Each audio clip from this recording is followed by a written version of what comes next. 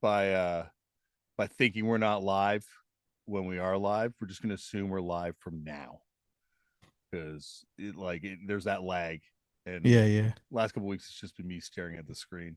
So hello everybody, welcome to I heard they stream live. I gotta shut down the YouTube thing because it's clicked in.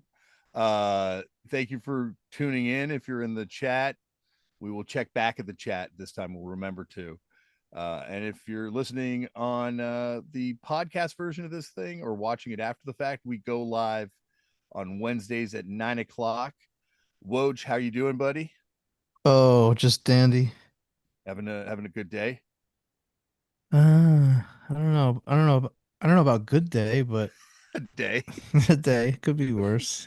It's my middle child's birthday today, and so I had to get up and do birthday stuff, and I had like my alarm set for 4 in the morning, but of course, your eternal alarm like is just kind of waking you up all night.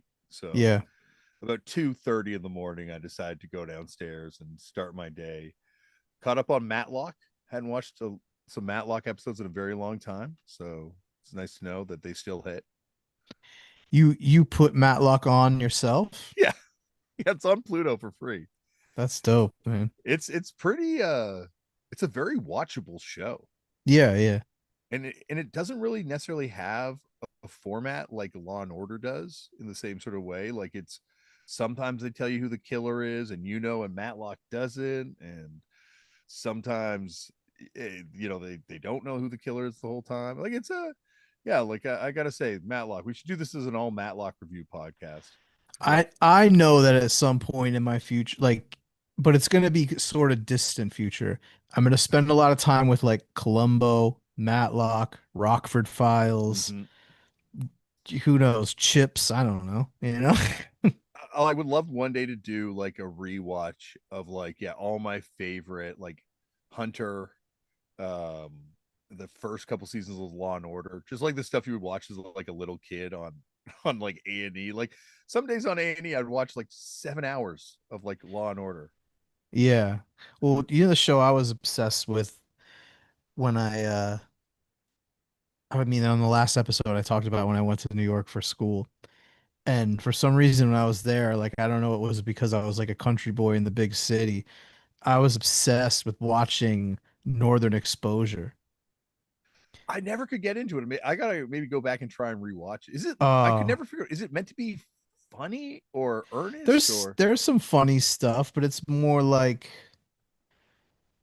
I don't know, it's like a post Twin Peaks type, I don't know. Yeah, that's what It's I think. something.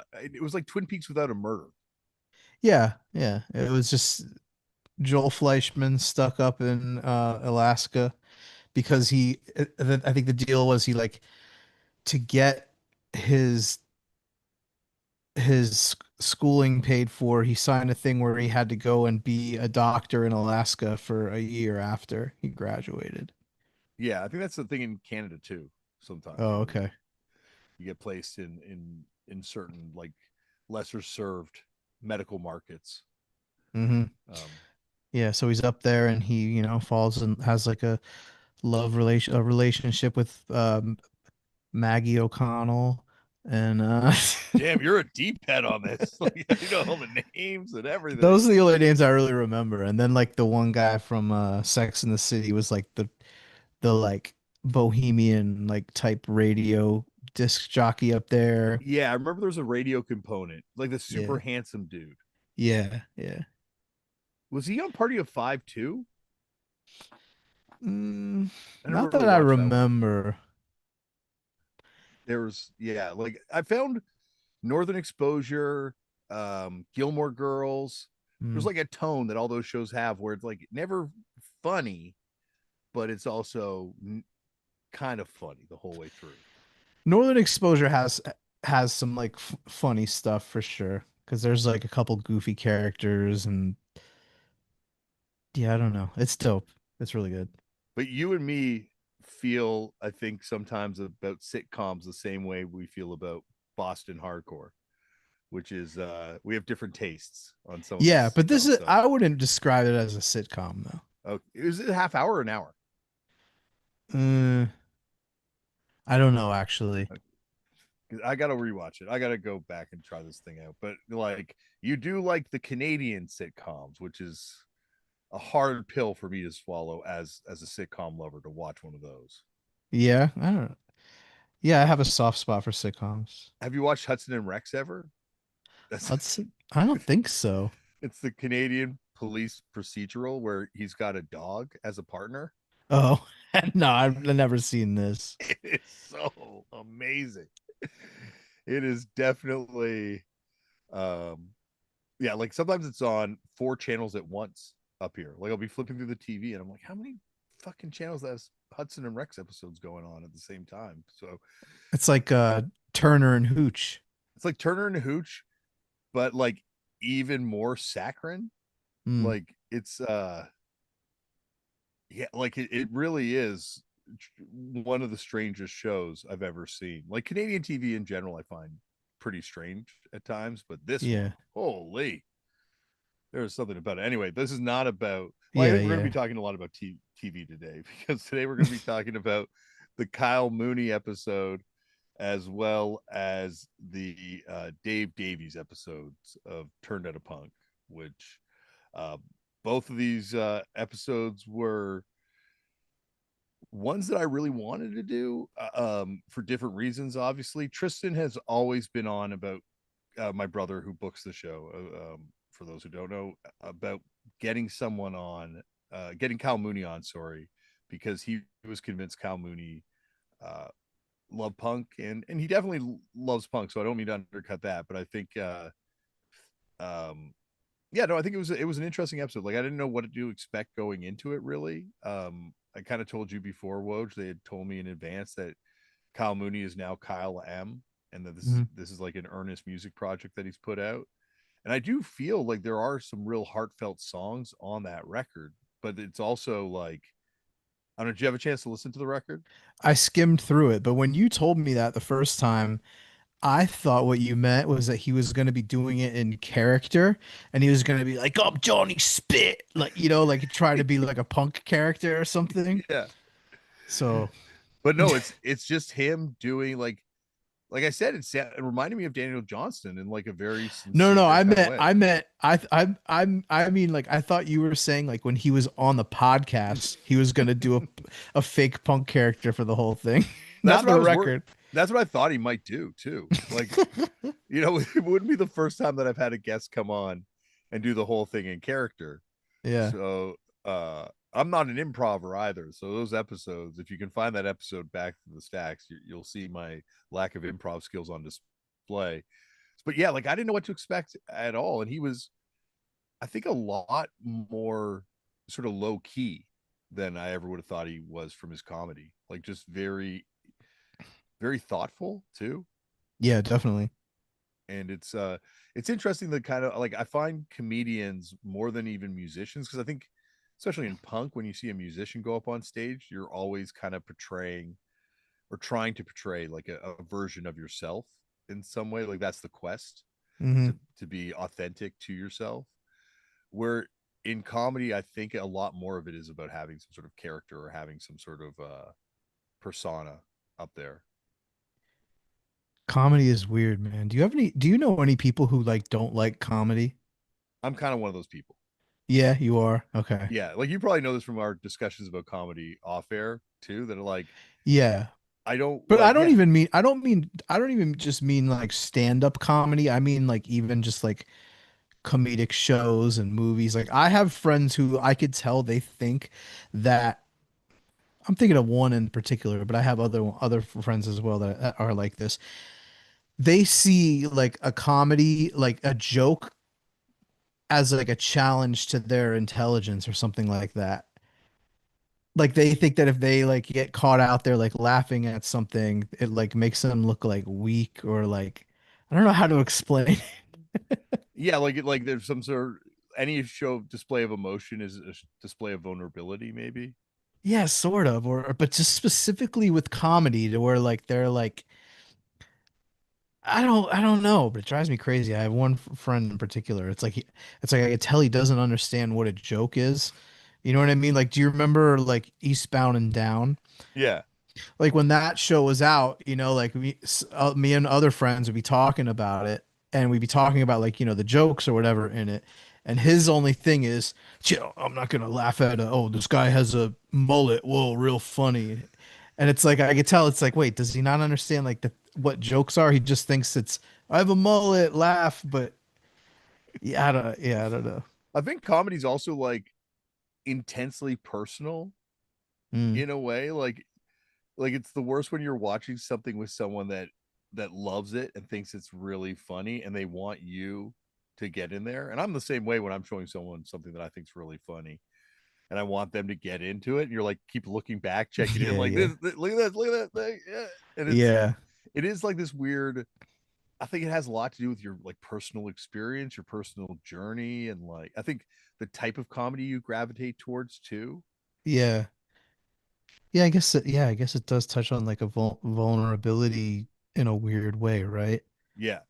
Yeah. Like there's and it's like physically interesting when you think about comedy because like if you have to stand at a comedy show, it takes like a was it Kyle that talked, I think actually it's coming up on a future episode, so I don't want to spoil this too much for this part of the conversation, Hmm. but like when you go to a comedy club, you're sitting down, you're drinking, and I don't even necessarily mean alcohol, but you're just like you're comfortable, you're Yeah. refreshed, versus like going to a concert where you're like standing up and like so to laugh at a concert, it's kind of awkward. Like to really laugh at a thing, you're like people are looking at you. Like I feel like that's why comedy never lands for the most Mm. part at punk shows where like a comedian's like, I'm gonna go up and do a good 5 minutes in between bands now, and it just is like the most awkward thing to watch. Yeah. I don't think I've ever seen that. I've I'm not going to say the comedians' names, but I've definitely seen it happen a few times. Hannibal Buress did it one time with Fucked Up, and Mm. he killed. Yeah, Like yeah. he like obviously he's one of the greats in that kind of space of stand-up comedy, but he was completely unknown at that point and just was like, "Hey, is it okay if I come up and do some comedy between bands?" It was at our 12-hour show that we did in New York years Oh, ago, right. and he was amazing. But yeah, it happens a lot in Toronto, and for a while it happened kind of at the regular shows, and it's just it's hard because it just doesn't like land with people that are there to like be semi-serious and mosh. Yeah, to fake kick and punch each other. Yeah, we've got our own ridiculous thing that we have to do right now. Yeah. I'm gonna try some stand up at the Cold World show this weekend. You know what? You would be following in a long tradition of comedic drummers, Oh which yeah, the Irish dude, Craig Ferguson, Craig Scottish. Ferguson, Scottish, yeah, Yeah, sorry. Craig Whoa. Ferguson. John is alienating them all. And then John Belushi from the Dead Boys, Mhm. playing with the Dead Boys. Todd Barry, Bill Burr. Bill Burr was a drummer. He is a drummer, yeah. Wow. Okay. Not in a punk band though. He's funny because he'll be like he's like getting into music like as an old person. So this was a couple years ago. I remember like when I lived in Boston, me and Skase would go somewhere. He's like, you hear the new Bill Burr yet? And he put it on. I'm like, I don't fucking listen to Bill Burr. But Bill Burr's like, yeah, I've been checking out this punk music. Yeah, but hear about a band called Rancid. And I'm like, bro, you're like 60. What the hell? But what was cool was I followed up on it and I listened to him talk because I was like, I want to hear him talk about music more. And he's like, yeah, I don't know, growing up, he's like, I was just into like classic rock or whatever. He's like, because I'm getting older, like for some reason, I'm like expanding my horizons and checking out stuff I never checked out before. And like, that's cool to say that. That must be like punk rock comedian, like old age retirement, because that's what Mark Maron too. Like that was a guy that Yeah. He seemingly had not plays heard about any. guitar. Yeah, had never heard about any music prior to getting into music as like an older dude. I feel like comedians have like maybe they have like some of them have like I don't know, like a combative kind of personality with music or other kind of getting like too, because it seems like once they get locked in on comedy, like everything else is a distraction or an affront to like their pursuit of comedy or whatever. Because like when you listen to Mark Maron, like I remember when he had like Jay Mascis on, and Maron will be like, "Yeah, I remember when kind of when you guys are out, and this was." It sounds like he's like struggling with it, or like he hated, like you could tell, like he was just like, "I was in my own bag, man," and all that stuff was noise. Like I kind of feel like that's how they. I don't know. Yeah, no, no, Maybe. you're right. I think exactly because it's competition Yeah. in a way, and it's like I think there's obviously competition for your dollars, but it's more just also competition for your time too, right? Hmm. Like a lot of the wrestlers that have come on the show talk about that certain point where you're like, well, I could go to the show or I could go wrestle and make money or advance my career because there's only so many nights during the week, right? And Yeah, well, I was listening to that Jeff Cannonball episode, and yeah, he said that there was a turning point there where he was yeah, like, yeah, like this has got to take precedence over like playing like weekends. yeah, and I feel like there's probably not, maybe not a bitterness, maybe it's bitterness in some guys, right? Where they're like you're saying, like it's I have to like focus on this, and like why aren't people coming to see my show and why are they going to see whatever X, Y, or Z instead? Yeah, Like, and I think they also know that there's like an arrogance associated with like music heads. You know what I mean? And I'm sure there's the same thing with like comedy people, but they probably maybe feel like an inferiority that sorry, I don't know the cool stuff, or something like that. I don't know. yeah, that's why it's like when you see someone like a Robbie Brookside for wrestling or a Chris Estrada for comedy, who's like, because it takes a lot of effort, I guess, to be like to do both at the same Yeah. time and like to try and make like Brookside tells me stories about like wrestling and then driving as fast as he can across the Pennines to see like Soulside play a show just because like that's what he had to do to try and do both things at once. It's crazy. Yeah. Yeah. I do have a weird thing with like comedians where I'm like, they're never like all the way cool. They're always like like even if they like kind of are ahead, they're never like fully, I'm like, but they aren't really. Like for some reason they like never fully get it. For some reason like that, like I kind of feel like making it as a comedian or you kind of have to like buy into like yourself, and you can't devote yourself to something else. So I don't know. It's something. It's some kind of construct I have in my head, but I think about it a lot. But I'm like, man, all these comedians are fucking dorks, and they all think they're so cool, but they're but they're not. So they're These are obviously. our friends. And I'm not saying and none. It's obviously there's cool ones, and they're look, Yeah. they're all fucking cooler than me, but I get what I you're don't know. saying. I know what you're saying. Like that's why like honestly like and I say with same with Robbie Brookside too, like meeting someone that's in these worlds that's like Chris Estrada that like you can talk about the most obscure random ass band Yeah. and they know it and you're like, "Oh yeah, you are from cuz like yeah, like you can sit down and talk to a wrestler about the most obscure wrestling shit and they'll Hmm. know that because they're studied in that in the same way that you and me are like studied in this music. Yeah. And that's why when you do meet someone like you're saying, because I have the same thought. There's a lot of, and it's not everyone, but there certainly are comedians and wrestlers that use it as a gimmick that you can tell very quickly, like, oh, this is just a shtick for you. And then there are Yeah. some where you're like, oh no, this isn't a shtick at all. This is 100% who you are. Like Yeah. talking to Kyle Mooney about Stones Throw Records, like I was out of my depth very quickly in that conversation Hmm. because he was like a deep head for that label. Yeah, he definitely knew his stuff when it came to that. Um, and I was kind of into that a little bit at that point. I was into more like the East Coast street underground stuff, but uh I could tell he knew his stuff because there were certain people that like just liked that.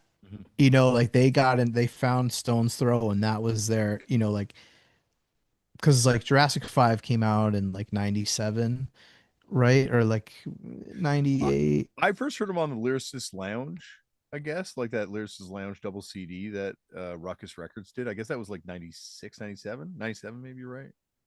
Lyricist Lounge was 97 or 98. Yeah. Yeah, so the Jurassic 5, the first thing came out in 98.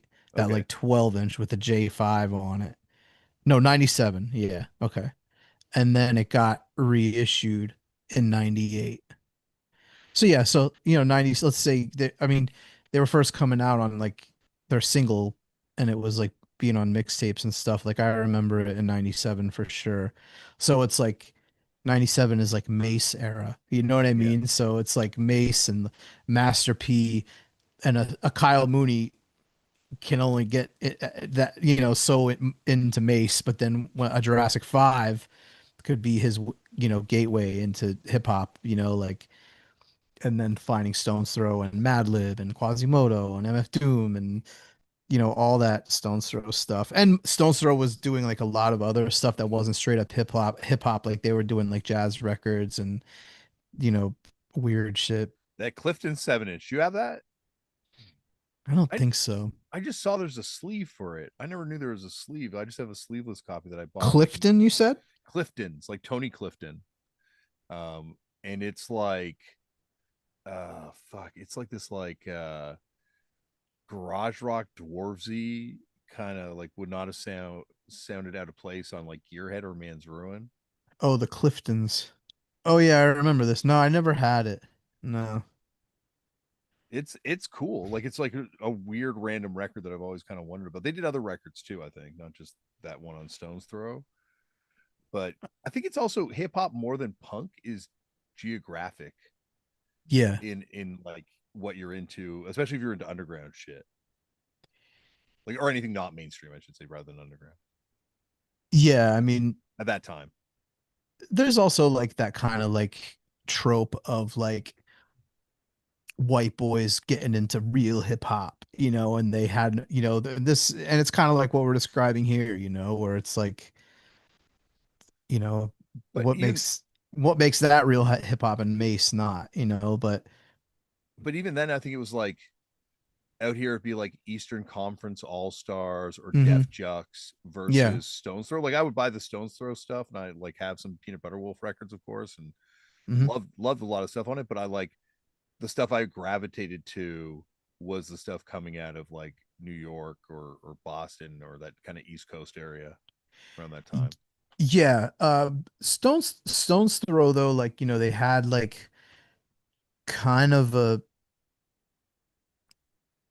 I don't know why I think this, but like I also have like maybe like a mental connection with them with like DJ Shadow, and also just like Yeah, West Coast like DJ-ism, yeah, like the Scratch turntablists and Pickles and stuff. turntablists and stuff. And Yeah. I was like really into DJing and stuff, and so those DJs were amazing. You know what I mean? And also like Madlib was like such an insane producer. So like I followed that stuff, but I definitely was more of a East Coast head. Is it the documentary Scratch where like Peanut Butter Wolf might be in it, or there's like I know DJ Shadow's all over that Yeah, documentary. I think I love yeah. that movie. I haven't seen it in a long time. Any documentary where you have people shopping for records, I'm in. Like, just Yeah. give me a long format show of just someone browsing 7 inches for like 3 hours, just like pulling shit out, putting it back, pulling out, pulling. Yeah.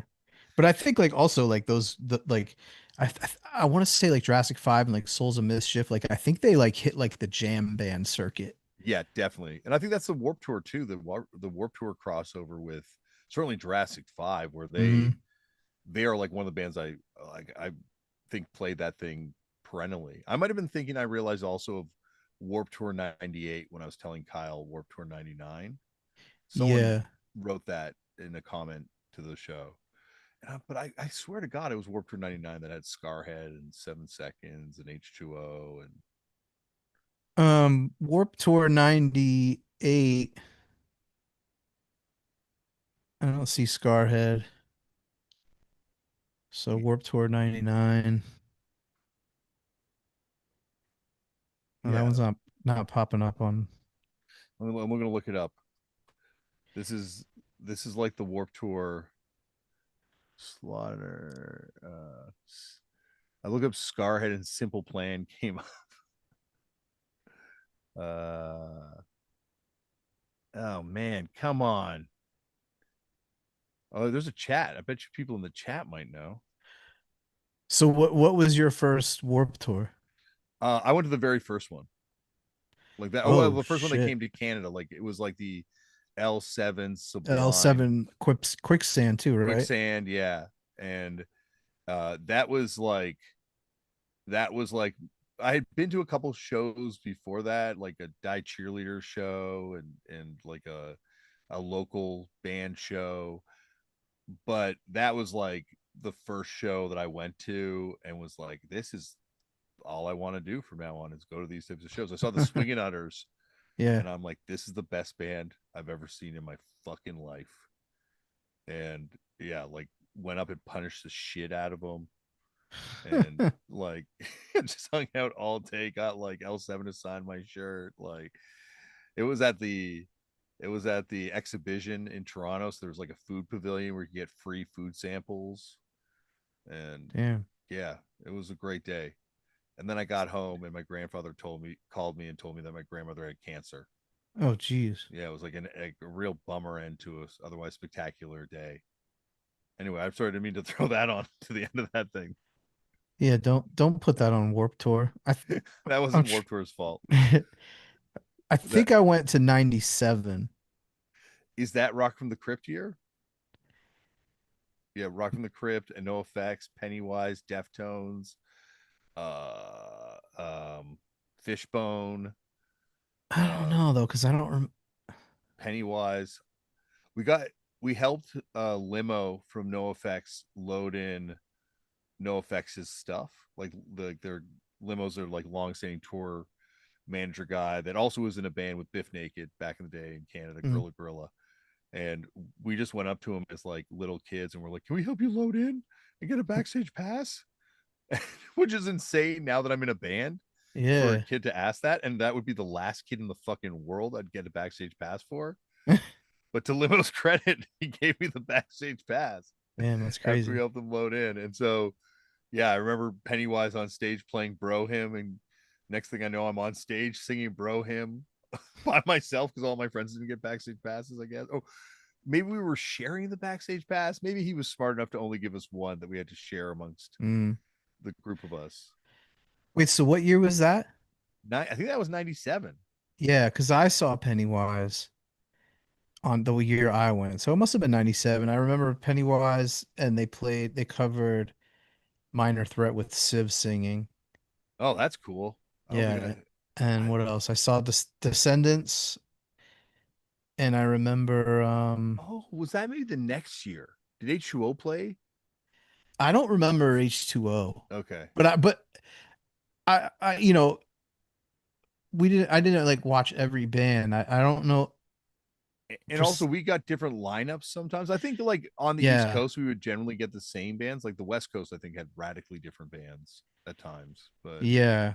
Yeah, so I don't know. And then like the- well, first of all, like on the way up, I remember like I was already like dressing like urban and I had this new like Nautica shirt, I think. I don't know, it was like a white like ill shirt and there was two carloads of us and the car in front of us, I remember this chick Mandy Teal threw like a brownie out of their car at our car and it like somehow came in our window and I didn't know and it went under me, so the whole time I'm like sitting on this brownie on my new like fucking white naughty shirt and we get there and we get out, and they're like, "Oh, what the hell do you have on you?" I'm like, "What are you talking about?"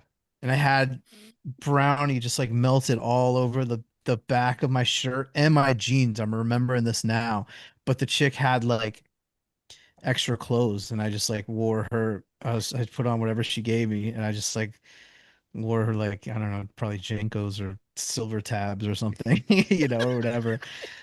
But I remember that and then another ill thing that happened was there was this like New Jersey like gothic ska band, the Independents. Do you remember them? Yeah, because Joey Ramone produced their Okay. records. So he got up and sang like a couple Ramones songs with them. Oh, that's amazing. Yeah, and I never saw the Ramones, so like I got to see Joey Ramone perform. So that was sick. But there's a cool story of Joey Ramone. There used to be this venue in Wilkes-Barre called the Manus Green, and that's like where I went to like my first couple shows. But there's some story about him like being there for some reason in like the mid or late 90s and just like hanging out with everybody, and somebody like brought out a guitar and they just like started like playing Ramones songs. He's, you know what I mean, with him singing like just like the local kids. Like when I wasn't there, but it's like Wilkes-Barre old head Lore. lore. Yeah. Yeah. I feel like he's that I feel like he was that cool.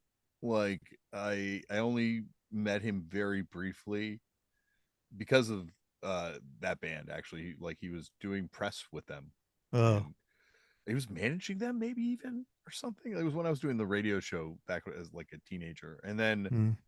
but he just has that reputation for being that guy that was always super cool and really nice. All of the guys, anyone I've met from that band has always been really nice. From the Ramones? Yeah, Who else have you met? Johnny. I went for my dinner with Johnny when I was Oh, a that's kid, right. Yeah, you and went to, yeah, when you were a kid. Yeah, yeah, yeah. CJ came over to my house to do the interview. Yeah. And then I met Dee Dee. Dee Dee, like the last record he did was in Toronto, so he was like here for like a while, and he would play shows. So I ran into him on Queen Street West, and like was like, "Oh my god, Dee Dee, what's up?" And then he just like stopped. He's like, "Hey man," just like, "What? How's it going?" I was taken aback as a young person. So Damn. yeah, like all of them, I had really good experiences with that. I brief experiences with, but good experiences with. So I don't know. They also like, which I guess jumping ahead to the Dave Davies comment, like I Hmm. don't know if they ever got big enough Yeah. during their time to like lose their heads. Yeah, I know what you mean. Yeah. Like I feel like they got like I feel like they got the cred they deserved and felt like they wanted, like from, like how like Joey became like, or Johnny became like best friends with like Eddie Vedder and stuff like that. Like, you know what I mean? Like they knew that like the bands that mattered like worshiped them. But yeah, I don't think the money or like fame or like success really, because like what like yeah, I don't know. Like yeah, they never had it, right? Like Yeah, there's like a level of success that you can achieve in a band and just disassociate from reality and just I'm sure just exists in your own little bubble. And I find like with Dave Davies and the Kinks too, like they were hugely popular, but like never got to that level where like they feel like at least with Dave, like he still like seemed like a normal, mhm. chill older dude, and that's kind of the vibe I got from. Granted, they Ramones were all quite a bit younger when I met them, but they were kind of the same sort of vibe I got from them. Like you're saying, they don't need to impress anybody. Like they're the fucking Ramones. Yeah, yeah. Dale Crover from the Melvins like that is like that too. Like where he's just the chillest, most down to earth dude. And it's like, man, you were in Nirvana, you're in the Melvins, like, but like if you know you're fucking cool and like you don't need to be a dick to people. Yeah, but also like if you're you don't view yourself like yeah, I don't know. There's some that do though, right? Like Yeah. Oh, there's for sure, for sure. and yeah, like and there's that Assholes. assholes and like and there's some people that the insecurity never goes away with. Like people that you expect, like given how successful, like some of the biggest rock stars in the fucking world, you hear stories about being some of the most insecure people you can imagine. And it's Yeah, I just mean but that's like what fuels it in the first place a lot of times, like, and like also like competitiveness. They just like hold, you'd think like, what, you're this guy, why are you holding this grudge against this other band or whatever, like, but I don't yeah, know. Yeah, some people can't let go of that kind of stuff. yeah. And it's also like it's like the only thing that separates you from the person watching you at a show is this sort of like belief that you can fly, and that's why you're on stage, is because you're like crazy enough to get up there and do this thing. And as soon as that ego shield goes away, you're just like brought back to the reality of being like, what the fuck am I doing? Like, who the fuck am I? And Yeah, that's why, like, I think when people take shots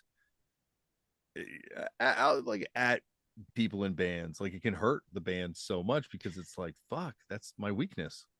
I know. It's so weird because I definitely like miss a time when like people like talked mad shit on each other in like the hardcore and punk scene and stuff and like still have that within me.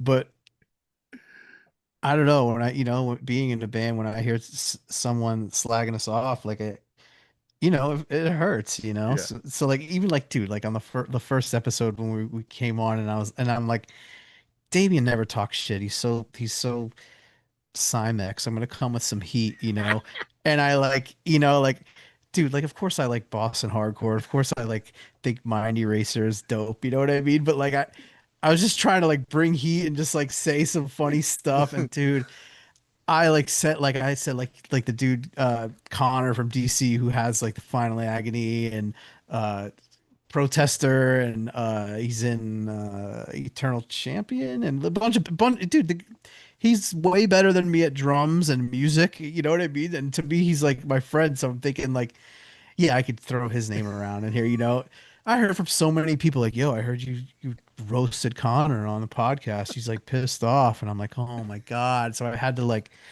write this dissertation of an apology to him.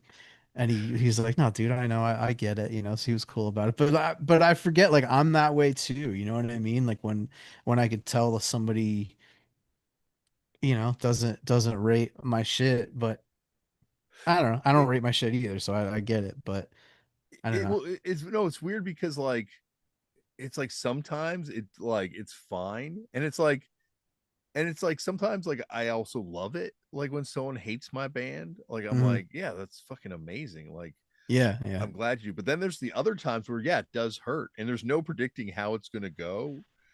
I guess it depends on what your personal mood is that day, how much you can take. But yeah, like it can definitely, especially because like eh, no matter what, who you are and what you do, like you put an effort into this thing that you're doing, Yeah. and that's like I guess what it comes down to at the end. You're like, fuck, that was hard work. Like no one recognized the hard work that thing was. But yeah, like I definitely also miss the shit talking days, and I love, like, I relish in the shit talk when I'm reading old zines or seeing these bands trash each other. And People, dude, people really don't know what it used to be like, man. Like message board days were brutal, brutal. brutal. Like the idea of putting your band up on a message board, being like, "Hey, I just recorded this. What do you think?" Like you had to have a death wish to do something like Yeah. that. Nowadays, you look at that hardcore Reddit, it's insane. It's a lot of positivity. Dude, it's like guys like hey, I'm thinking of throwing a hardcore themed party at my house. What is a cool playlist? I'm starting with Hatebreed and Knocked Loose. What else do you think? Will people hardcore dance at my house? It's like that kind of shit. It's fucking crazy. And it's just like all positivity and and I can't tell how old anyone is, you know what I mean? Because they love everything. And I'll look at it like once a week. I'm like, let me check hardcore Reddit, see if anything weird's going on or whatever. But I'm just like, these aren't fucking hardcore kids. I don't think Yeah, hardcore I don't think hardcore kids exist anymore. I think they definitely exist. Like I certainly see kids and like know kids that do this thing, but I think like we're at this weird point where like hardcore means something very different to different people. They're like, Yeah, I don't know. No, there's I like, don't know. Like, yeah, they exist obviously, but I mean, like, I don't know. Just it's different now, right? Because you've got like Turnstile and Tony Hawk in a Taco Bell commercial. I just love the alliteration of saying that, so I had to yeah, say that I loud. just watched that today. I haven't seen it yet, but I think, and not that bands hadn't done Taco Bell commercials Yeah, before, yeah. but it's also this is what this is like the growing pains that you need to replenish the scene so we'll have future generations of bands. Yeah, you say that. And I I don't know know though.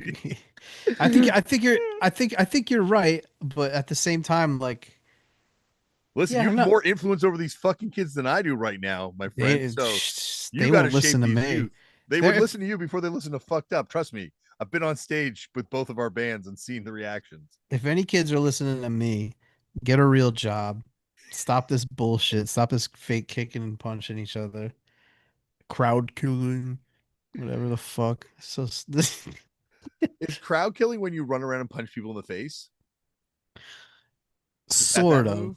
sort of. It's I look, man. And I like don't know. kicking and stuff? Yeah, I think it's just when you like. Because I was like, I've always thought crowd killing was clearing the floor, but like, no, I think it's more like the kicking and punching, like you're saying.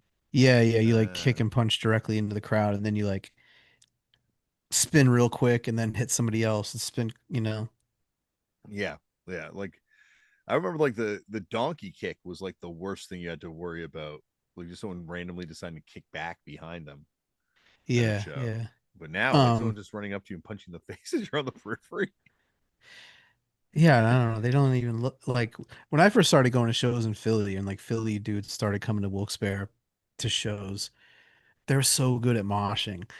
They're they're the most stylish moshers in history, in my opinion.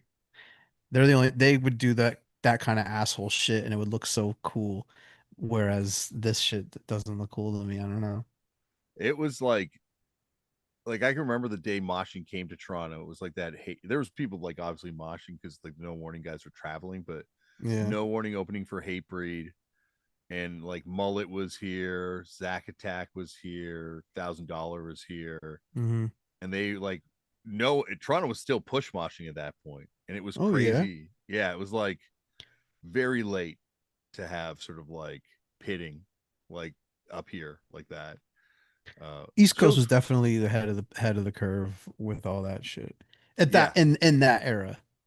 I remember going to the Lookout record store and hanging out there in 98. It must have been, and 99, it was 99, and like hanging at the Lookout record store and talking to the people that work there, and they're like telling me about when Davey Havoc brought that East Coast style of moshing to Berkeley. I've heard you talk about this before. Yeah. Yeah, I've had other people be like, that's not true. Even Davey Havoc was like, that's not true. Like I wasn't the first guy to do that, but I love that legend. Go with the legend, as John Ford once said, and that that Davey Dude, Havoc brought it. I mean, speaking of this, the kind of this vein of conversation, do you know that like every issue of Heart Attack is online and you could download them?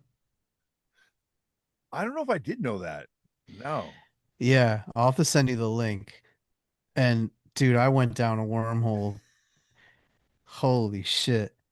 I mean, first of all, like, yeah, okay, our like late 90s, early 2000s message boards were assholes and stuff. This shit Oh, it's was amazing the letters. was so, I mean, I wasn't like going through and I was more like just like more reading like record reviews and shit like that. And I really like just seeing like what they dissed and what they gave a pass to and stuff like that, or like, like, because it definitely seemed like I had a couple issues of Heart Attack, like it was looking at something that you had when you were a kid and just like getting like flashbacks is so much fun. But yeah, it just kind of seemed like it's weird because it is kind of like my mindset when I'm like thinking about hardcore and kind of like dissecting it and like critiquing it, where they're like, first of all, anything that was like tough or New York hardcore sounding, they would use NYHC as like a diss. They Yeah. were like more NYHC inspired drivel. I've heard it all before. Tough guy bullshit. Who cares about this? So that's pretty much any kind of like New York hardcore influence thing. Um, and then, if it was like in like the Abolition vein or like that kind of style, they would really critique it or like they would obviously say like, heroin and Mohinder influence, blah blah blah, which is funny because that's only like a couple years prior, you know what I mean? But whatever. That was definitely like the more what they liked more. But then like they started like Get Up Kids got like a really good review in there, and then like I saw like the a Rancor 7 inch. I'm like, whoa, what did they say about Rancor? And they're like, hey, I know this is goofy, but something about it is just refreshing and fun, or like something like that. And like certain like Youth Crew stuff, they'd be like, hey, it's fun to see somebody playing this stuff again. I know it's contrived, but whatever, like you'll enjoy it. Like it's just like the reviews are all over the place, and it's interesting to see. Especially like it's interesting to kind of imagine what Heart Attack would be like if it had come out of like Philadelphia or New York City, because I think like just like it was so different at that time out here in terms of like I don't even think like like if you were flipping through like a an issue of like I don't know like Inside Front, maybe. No, Inside Front would cover that kind of shit. I'm trying to think of like in New York scene that there's like no way they would be talking about heroin or Mohinder. In effect, In Effect, that's probably the best one. Yeah, In Effect scene, like they're like they wouldn't even dismiss it. Like that's how pervasive New York hardcore is. I think as like a brand of hardcore, where like they would just outright hate on it. but you know what's crazy is like New York, I mean, look, like up until like the late 90s, like I remember like New York hardcore like being a joke. Like Yeah, it was totally not the in thing. It was, like this like Heart Attack, Inside Front, crime thing, like that was the lay of the land like at that time, because dude, because hardcore was kind of like more coming off the heels of and being influenced by like Fugazi and like kind of like post grunge in a way where it was like Generation X, like slacker, not slackery, but like also super political. But it was just kind of like it's not cool to like repeat something or be stuck in the past or be. First of all, it's not cool to be dumb. That's the number one thing, is that it's not cool to be dumb in the 90s. yeah, Right? Like yeah. even though we could look back and be like, yeah, grunge is dumb, or we could, hindsight, but then like everyone thought that they were like smart asses and like snooty and shit like that. You know what I mean? Yeah, like you'd have people like roll like bands would roll up to a show and there'd just be like people ready to have intellectual debates with them, like challenge yeah. them on their rhetoric. Like, oh, Earth Crisis, great. I cannot wait to ask you your thoughts on making the third world vegan. Like, Hmm. and then the bands would have to get out and be like, no, actually, like, debate the people before they get into the show. Yeah. So like if that is the if if that's how the scene is, where the fuck is Maximum Penalty gonna fit into Yeah. that? You know what I'm saying? Like Yeah. so like New York hardcore at that time was like confined to New York. Like New York was its own thing. With the exception of Sick of It All, right? Because Sick of It All was arguably like they had just started crossing over or were in the midst of their crossover to kind of like the Epiphat pop punk fans. And so they were probably one of the biggest hardcore bands at that time in that world too. Like Yeah, like I think there was definitely a, a H2O as well, I yeah, like guess. those bands could tour and there was a crowd for them, but the main hardcore scene that would be considered like the popular hardcore scene that was kind of like moving the needle and like keeping the economy of hardcore rolling at the time, that wasn't the main thing. You know what I mean? Like it Yeah. was even like I would say New York hardcore was even like outside of Victory a little bit. Like Victory obviously had Warzone and they did Cause for Alarm 7 inch, and like like the old school stuff or whatever was obviously respected by everyone and stuff. But I'm just saying it wasn't like, dude, remember when that New York hardcore documentary came out? Yeah. Like yeah, like dude, I remember like in Wilkes-Barre, like the older dudes would like watch it like we were watching like Manowar or like something, like like pausing it and like laughing and like, you know what I'm saying? Like up until like No Warning era, like New York, like that stuff was laughed at. You know what I'm saying? Like, Yeah, yeah, you're right. Like it definitely was like it was just yeah, it was very isolated from yeah. and there was like crossover stuff because of Sick of It All and because there would be like Scarhead playing the Warp Tour.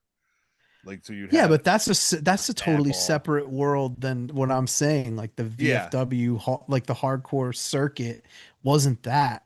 You know, like I would say there was like the tough guy scene, which is like separate from that. You know, every city had the tough guy scene. their Yeah. tough guy scene. That is where New York hardcore crossed Yes. into. Sick of It All would play there.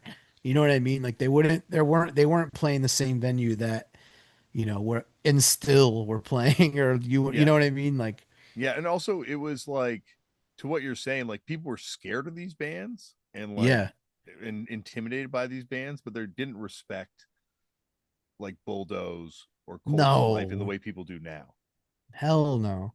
It was like, yeah, very dismissed and very like, oh my God, this whole scene. And like I would go like because Toronto had a small enough scene that it would just it all mix together and kind of cross over and stuff at different times. And like, Hmm.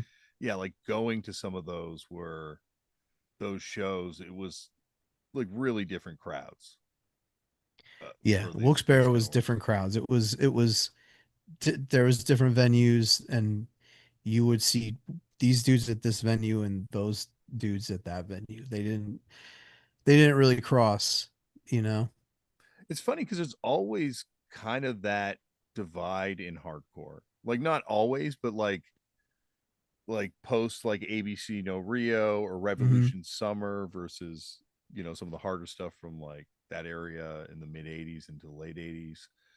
Like there always is, not always, but like it seems like scenes do kind of like faction off into like a tougher harder scene and then a artier more politically leaning scene.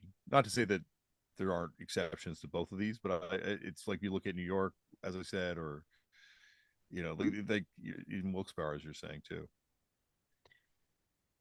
It's interesting, man. I mean, yeah, and then like I'm sure like on the West Coast there would be like definitely it was happening there, right? Like, Mm-hmm.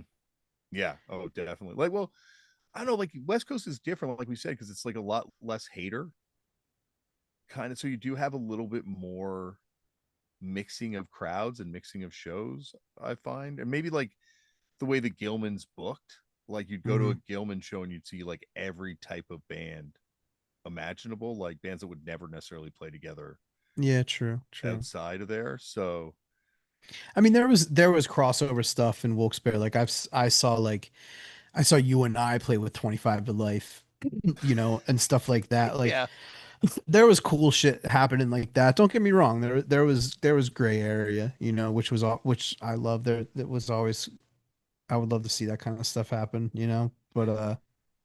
yeah. But Like I I don't feel know, like dude, like Cold World's played like two fests with E Town Concrete like this year. Like E Town Concrete weren't considered part of our that was something different. You know what I mean? I think that started the like you're saying no warning, post no warning kind of era, like Yeah. when like you guys, us, and Mind Eraser would play a show together, or Sexvid would play like, and then you guys could go and play with like a more tough guy band from Wilkes-Barre, or like No Warning could go off and play with like Hatebreed. Mm. But there was this sort of like moment of it, and maybe it was the internet and allowing us to hear all these different types of music at Yeah, once. I think that's what it was. It was the internet, and also like I would say it was like, to me, like the bands that really crossed things over were Death Threat, Blood for Blood, and Madball. I think you're forgetting about the one that really crossed it over, at least up here, was Right Brigade, because I think they took that influence and meshed it with a much more marketable Youth Crew thing. Yeah, but they were youth crew dudes. But they were Youth Crew dudes, but they were the first youth, like as we once Wait, were to know they were a band that came out of Youth Crew. Yeah. it being okay to for youth crew and like regular hardcore dudes to be into Madball now. You know, there was like a Mm-hmm. time where it was like, okay, I mean, like I said, there's always nuance because I always liked Madball. Certain kids always liked like New York hardcore. Like, don't get me wrong, you know what I mean. So I'm talking about like the scene in general, you know. But I do kind of feel like that era. There was just like a certain year. I don't know what year it was, you know, like where it was just like, all right, this is everything's all together now, you know. I think it was for up here. I remember the God, it was like that fast break saves the day tour. It played up here, and those guys had copies of the Right Brigade demo. Maybe the No Warning guys already had a copy of the Right Brigade demo, but those guys heard that, and that kind of ended the Youth Crew revival, I think, because Hmm. then it was like the negative hardcore. Remember, like everyone's like, "How can you have negative hardcore bands play positive numbers?" And it we the shift started where Yeah. like yeah, bands would cover. You're right. Madball became Blood for Blood too. Blood for Blood doing that tour they did with like Straight Faced. After Straight Hmm. Face, it kind of like crossed over to the Warp Tour kind of world. Uh, I feel like that was like a big moment. Madball did a tour opening for someone like a pop punk band, maybe up Oh yeah. here or something too. Yeah, Ensign He, too. Ensign's another band that would like came out of that youth crew world in the very beginning on the Growing Stronger comp. Uh, and then would like tour with all those like Good Riddance or Suicide Machines. So I feel like for a lot of the kids that were going to those types of shows, they were like an entryway band into other stuff. did you get the Floor Punch book yet? No, I gotta get it. Dude, there's so Oh, many I have the shots PDF sent of it. at I have seen it. That yeah, so many shots sent at Ensign, man. I love so it. many. Yeah, but it's funny because like they were all kind of like part of the same thing, at least for me from the outside in the very beginning. Like that Nah. Growing Stronger comp. There's a weird part of New Jersey hardcore where it's like Ensign, Vision, and like this Yeah, Six and Stones maybe as I don't know, well. Or there's this like certain kind of New Jersey hardcore guy where like in like the late 90s they all started taking like swing dancing lessons and shit. They were like, oh, I swear to God, dude, this was a thing that was popping off over here. but why Um, is it cool when the Swing Kids kind of evoke that shit, but it's not cool when East Coast hardcore dudes do it? It's interesting, I mean, swing kids just use the word and then they, but they like dress that kind of like like I know it's more Morrissey kind of inspired, yeah, no, but these dudes were like cherry pop and daddies yeah, type shit yeah, for a second. I swear to God, like the dude Dan Cav or whatever, like his crew. I remember like that's like they're like a little different than like the Floor Punch yeah. sect of New Jersey hardcore. I remember how divided. I'm not going to say the name of the band, but I remember seeing a band from New Jersey up here and us just being like, yo, did you guys ever hang out with Floor Punch?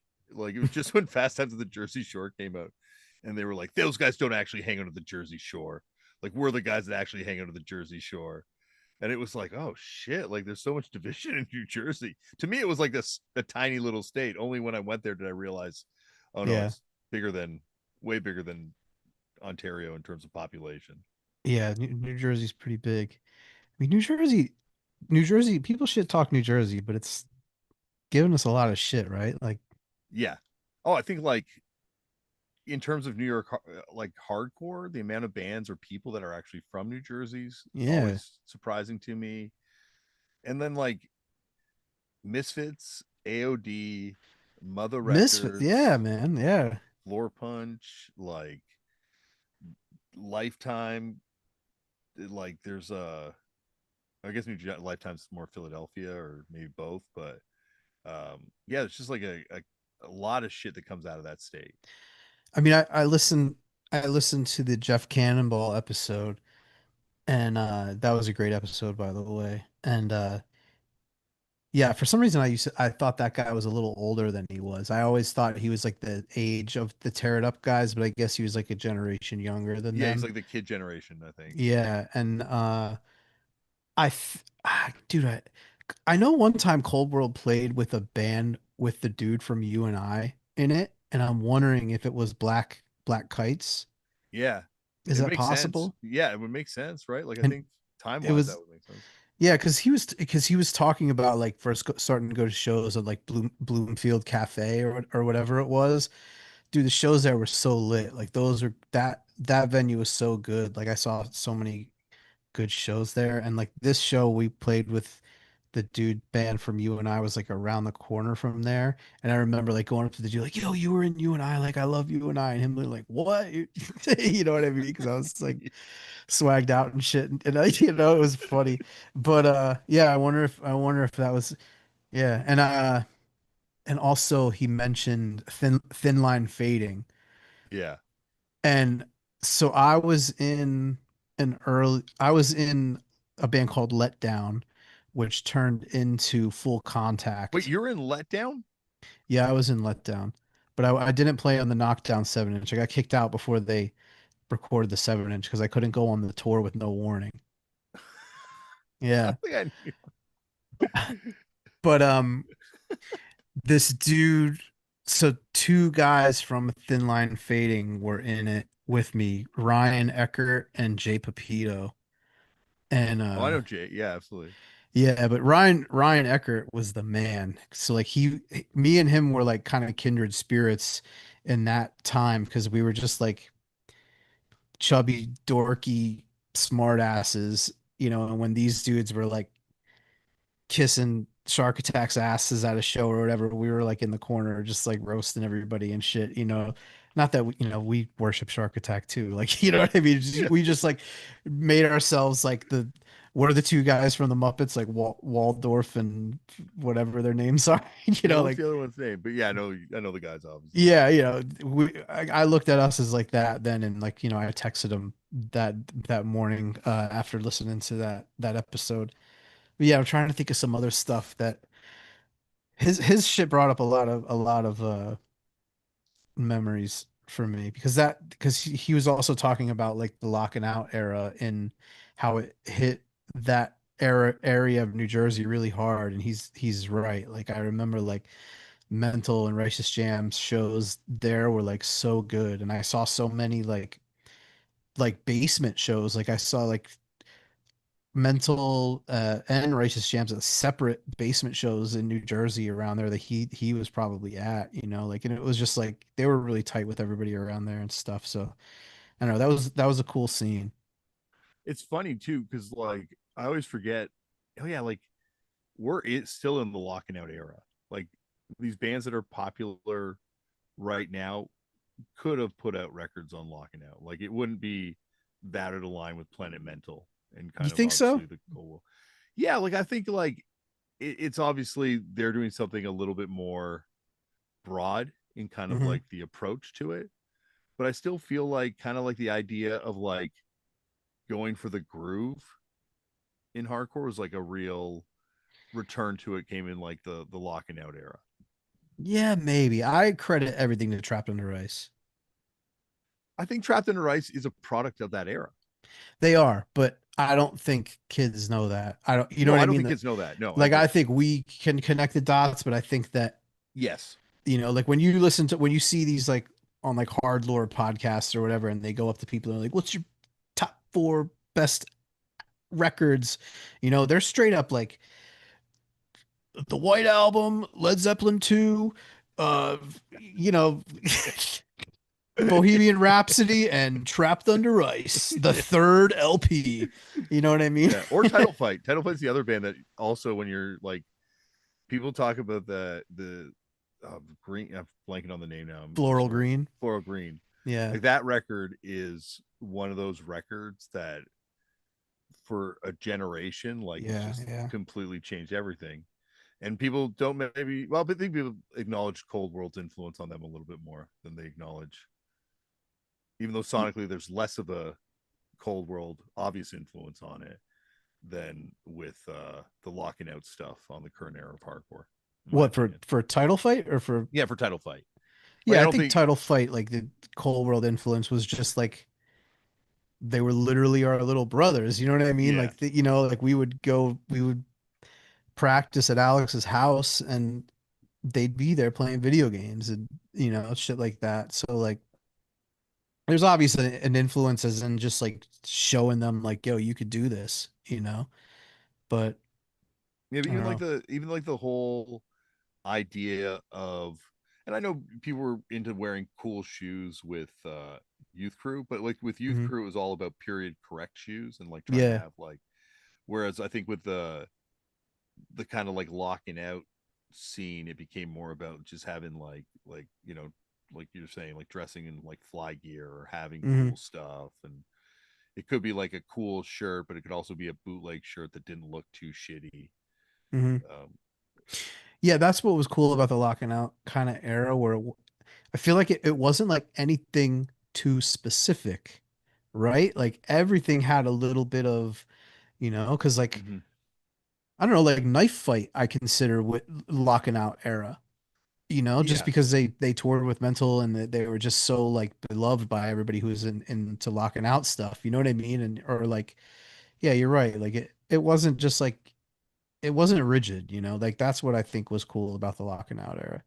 yeah, like I just remembered and this isn't locking out, but I kind of weirdly lump No Warning in with that in the same sort of way, because like Greg loved No Warning Hmm. so much. And like, but I just like remember that time when like Matt went out from No Warning and bootlegged the In Effect sweatsuit, like made like sweatpants and a sweatshirt. And that totally pre-foretells this era we're in of the Instagram bootlegger, where like people would just bootleg something that looks cool. And back then you kept it really secret that you were bootlegging shit, but now it's a lot more Yeah. accepted to do it. Yeah, bootlegs were important then, man. Like I remember like dude, I remember like I'm like a little bit into like collecting old skate stuff, like skateboarding stuff. And I remember like in my old hometown, I remember when I was a kid, there used to be a roller skating rink that sold skateboards when I was a little kid. And I'm like, damn, like I'm having flashbacks. Like I remember I got like this crazy board there when I was a kid. Like I got like a Mike Vallely, or no, what did I get? Natus Copus when I was a kid. Like they had all this crazy stuff. I'm like, I wonder if they still have shit. So one day I just like called them. I was like, hey, I remember when I was a kid, you guys had skateboard stuff. I was wondering if you still have any old stock. And they're like, yeah, here's my dad's number. He runs the where whatever, call him back, whatever. So I went and like got all this old skate shit. Like I got Wow. like unworn like 80s like bones sweatpants, Mike Vallely sweatshirts, crazy boards, like not an insane amount, but like, like a good amount of stuff that where like me and my homies went like two or three times and like cleaned them out. But before us, Japanese came and cleaned out the real good shit. Yeah. Like because they're smart. They would get a hold of distributor lists and they would come to America and just straight up plan a trip across the fucking states and just go to every old. But anyway, we got some cool stuff and I traded what's the singer for Count Me Out's name's Jason Mazzola? Yeah. Yeah. Yeah. This is insane, dude. I traded him an unworn Mike Vallely crew neck sweatshirt with the fucking elephant Yeah. on it for a Memories of Tomorrow test press and a straight ahead bootleg 7 inch. Remember there was like this Yeah. 12 inch like on the 7 inch. With the lion Those sleeve. Yeah. yeah, like those records aren't worth jack donkey dick, and that sweatshirt is like, you know what I mean. But back then I was like, I'm reading the mullet board. I'm like, I need this straight ahead record. You know what I mean? Like, Yeah. Yeah. I don't know. Bootlegs were so. It's just so funny to think of what bootlegs were then compared to what That test press is pretty sick. Yeah, it is. It is. You know, but like, it's funny you said that about like Japanese collectors and dealers coming over, because that's definitely what you hear is about. And when you go to Japan, like you see Hmm. it, Yeah. you're like, oh shit, how is all this stuff here? It's like because there were buyers going over and were ahead of the game on all of this stuff. I remember when we toured China, the last day there, we're at Shanghai and we go to this flea market, and they had three separate vendors just selling Disc Union overstock, like Wow. with still with Disc Union labels on it Yeah. and pricing. But like, I got like all this weird 90s stuff there. Like, I wish, my God, talk about things you wish you could go back and buy more of, but like all the early Dipset records on vinyl, like Hmm. all this 90s hip hop stuff, because like there's just know where to put it in Japan. So Yeah. I guess they were just selling it into China, and it was super cheap. Damn. I heard I read something where it's like 80% of all records find their way to Japan at some point or another. I wonder if that's true. I don't know. It's like I was in Disc Union like a few times ago when I was there, and my brother's like, "Can you just go downstairs to the indie rock store in Disc Union? Because it's like Hmm. I'm on the top floor and it's like the one floor down." And ask if they have the first Bright Eyes record. It's like limited 300, has like a silkscreen sleeve. I'm like, dude, there's no fucking way they'd have it. And he's like, I will wire you the money right now. And so I went down. I'm like, do you have this Bright Eyes record? Sure enough, they pull out like a Yeah. Deadman copy. I'm like, It's damn. different now, but dude, the first couple times I went, I was just like, bro, this is nuts, man. They got a Chung King here. They got everything, Yeah. But How much now was a it's Chung different. King? The Chung King was 6,000, I think, at that time. Yeah, because that's got to be over 10 grand now, right? I think the Yeah. last one that sold is over 10 grand. You know what's crazy Yeah. is how much the Stalin trash 12-inch has fallen in value. Yeah, I know. I mean, I Like it's feel like still going. it's what is it's like 500 now, right? Yeah, but I remember that being one of the first records I heard about going for over $1,000. Oh, I didn't know it used to go for that much. I remember hearing stories about people coming back from Japan being like that was like the most expensive record I saw Mm. when I was over there. I'm definitely seeing like the Execute Flexi coming down a little bit because that's like a record that's always for sale on Discog. But that's the thing Yeah. about Japanese records is they however many were pressed, that is how many still exist, and they're all in almost perfect condition. Yeah. You know There's what I like mean? that there's like a handful of Japanese records that are like legitimately rare in that you will never ever see them for sale. And the Gauze records like aren't that rare and you do see them for sale, but they never sit anywhere. It seems Yeah, like I'll see yeah. them show up and on a list and then be gone first type thing. But that what's that guy's name? Always forget, but it's like a $1,500 7-inch, um, like old school Japanese punk record where the guy does I think I want to be your dog on it as a cover, and even the bootleg goes for tons of money. Like What's the cover look like? it's got a photo of a guy. And he's kind of got slick back hair. It's black and white. Oh, Aburacado or whatever. Yeah, maybe that's it. Yeah, and it's Yeah, like it's just when I, like the dude's face. yeah, the Disc Union sale, they were like going to put that out at a certain time.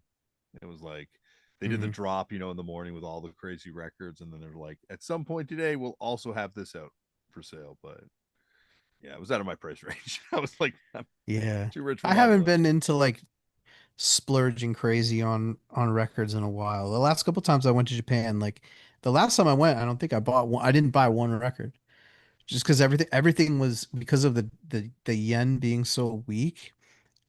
All the prices were jacked up, Yeah, and I'm just like, dude, I used to come here and kill it. I'm not gonna. I see these, like they're like higher than Discogs prices. So like, I don't know. The one thing I almost did get, but I didn't was the I suck at pronouncing this band's name. La Raziles oh Denude. yeah, The like that like first 7-inch with like the zine. I always wanted that, and they had that. I should have grabbed it, but that's the whatever, next problem with time. Japan too. Is like it's almost like overwhelming when I'm there and I'm like, Yeah, fuck, I'll buy this, I'll buy this. And then I like years later, I'm still being like, why the fuck did I buy that other thing? It was like so cheap and it was like I right know. there. And The thing I go crazy now when I go over other than just like clothes is is just wrestling stuff, like 80s Japanese wrestling shit. Like, did you go to Totocon? yeah, yeah, hell yeah. That's like yeah, that was the thing. Like last couple times when I was there, I was doing the wrestling TV show, so I had a little bit of money. And then as soon as I found that store, I'm like, oh my god, It's insane, man. it's I mean, crazy. I order from them. I would if I had, because it's like a museum where Yeah, everything's for sale, like yeah, museum quality pieces where you're like legitimately there's no Discogs that's going to have giant Baba's ring gear. dude, it's so sick, man. I mean, So I got I mean, I could show you real quick. Maybe that's another Yeah, that's on another podcast that's where we another go podcast. But wrestling anyway, wrestling collectibles. yeah. Uh, I feel Oh, like but also wrestling go ahead. Go collectibles ahead. are. I feel like they're really underrated. What are? What's Uh, underrated? the wrestling collectibles, Yeah, I agree. I mean, there's definitely a little group like of people. undervalued almost.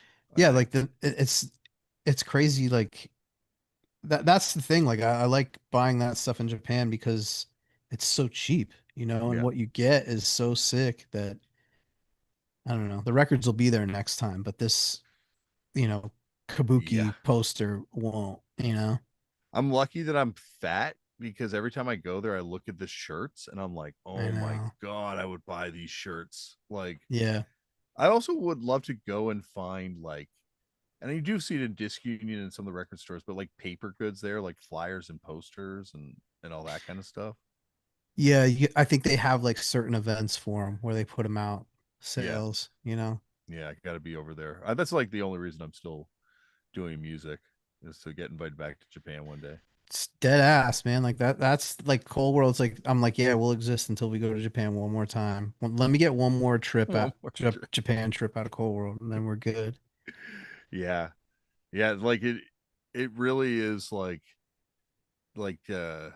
the only thing I wish was that I was like Career Suicide popular in Japan with my band, where like all the like Japanese hardcore bands take you on tour. It's like, damn, that was the dream to get that to achieve that. Yeah, I mean, I think hardcore over there is like pretty unpopular now. Yeah, it That's like felt a like it was an it's older low. scene too when I was going to when I would be over there. Like it didn't feel like there was like a they didn't have their turnstile yet. Yeah, yeah. I wonder maybe now it's getting a little more popular, but I actually don't think so. I think, yeah, I don't know. They have It's that also like beat down scene, and yeah. then it's weird. I can't really crack it to be honest. Yeah, Lauren had a friend one time and he came back from Japan and he's like, "Hey, does your boyfriend want like all these Japanese hardcore band CDs that I got, like demos that people would give me?" And I was Hmm. like, "Holy shit, yes!" And Hmm. he sent me this huge box of CDs, and it was just like all stuff that I wasn't into. That happened to me when Cole went to Japan. This one dude like gave me the same thing. He had a label and he gave me like a huge box of CDs and I brought them and DVDs and the DVDs were like crazy. Like the one DVD, it was just moshers.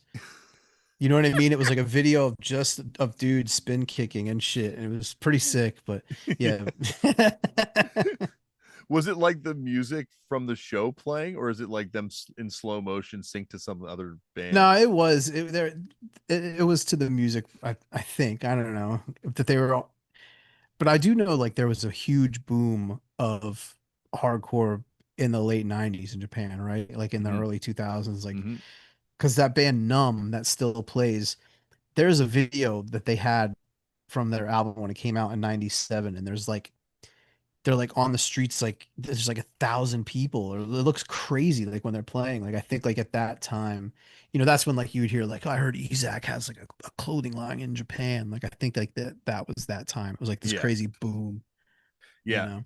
yeah. And there's also like High Standard would do that festival every year that was like the size of like Leeds and Reading, and Yeah, it would yeah. just be High Standard as the headliner playing. And yeah, there's like I think periods where it gets really trendy and popular, and obviously the scene blows up accordingly, and then yeah, And then they smarten up. then they saw the other ones like I'm not going to fake kick and punch anyone in the face anymore. No.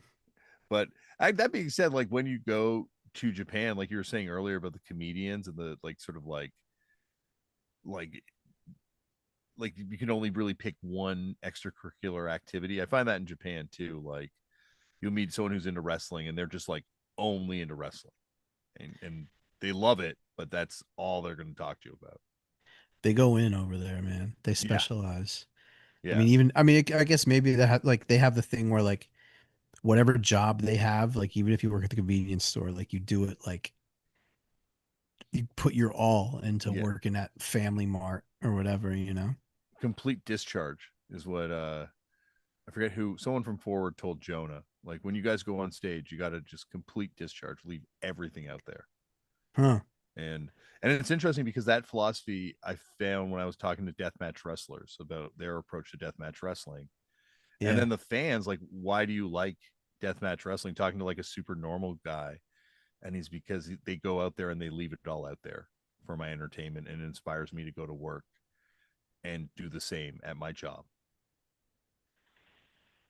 Yeah, it's interesting because when you're watching deathmatch wrestling, you're like, what is motivating this person to do this to or to take it to that level? And it probably is that, right? Like take it to the limit, you know? Yeah, take it to the limit, and also, I guess you also want like you want people to engage with your art, no matter what your art is. Like that's what I think. That's why Jeff with the deathmatch stuff, I really found it so fascinating getting to talk to him about it because Jeff's not a weirdo. Like he's a weirdo, like we're all weirdos, but Yeah. like he's like a really smart together dude, and yet he does this type of art that's probably the most extreme performance art in the world. Wrestling, deathmatch wrestling. Yeah. I mean, and he was also like, hey, I'm not a tough guy. I'm not, I'm also not an athlete, but Yeah. there's something about this connected to him. And it's also like weird because it's like there is something I kind of not, I like, I connect to that in a way because like with wrestling, right? Like I hate MMA. I I don't like really like love watching like real fights. People get fucked up and stuff like that.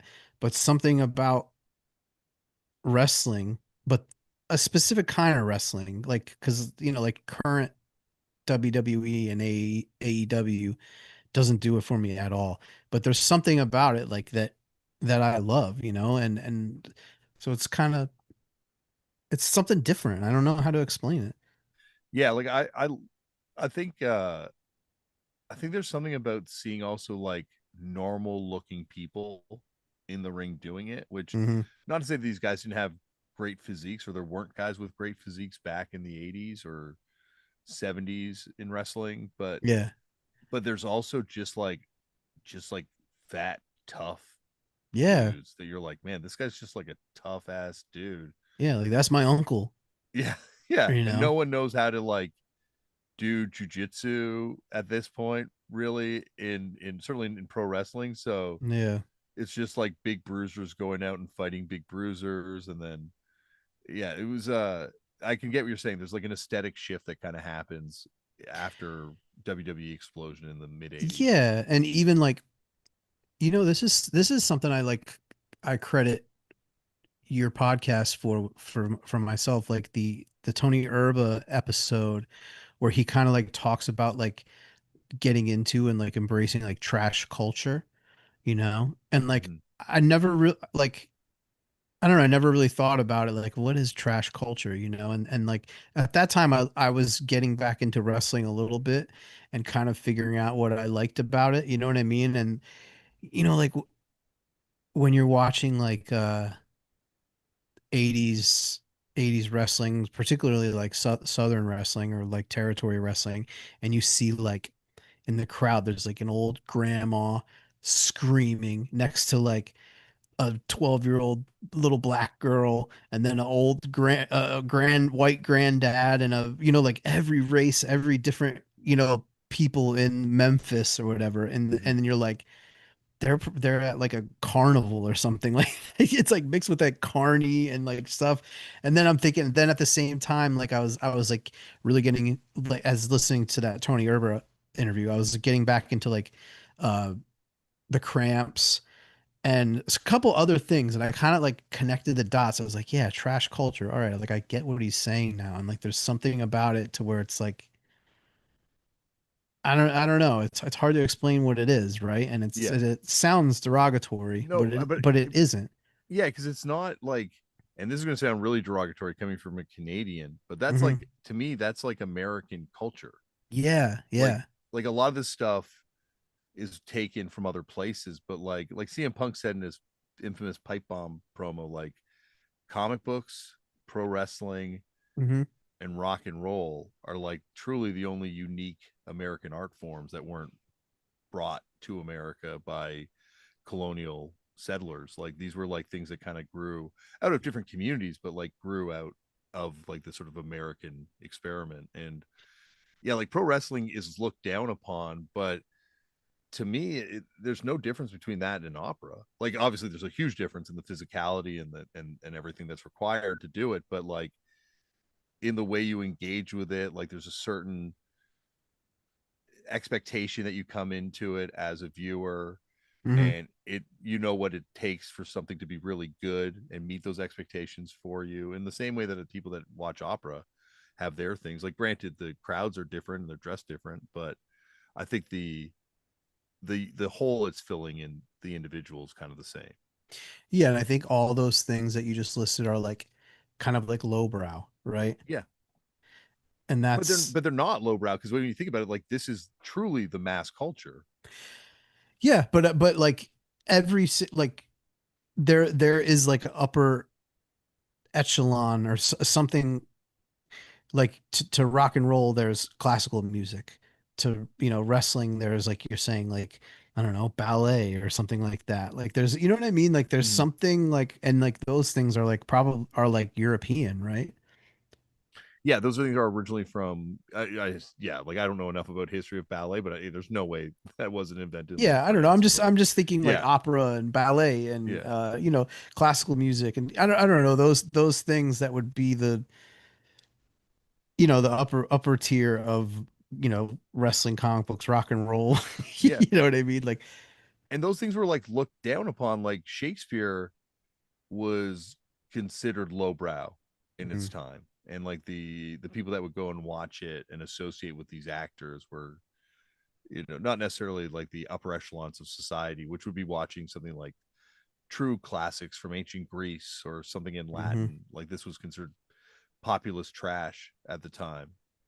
New York hardcore was once considered lowbrow.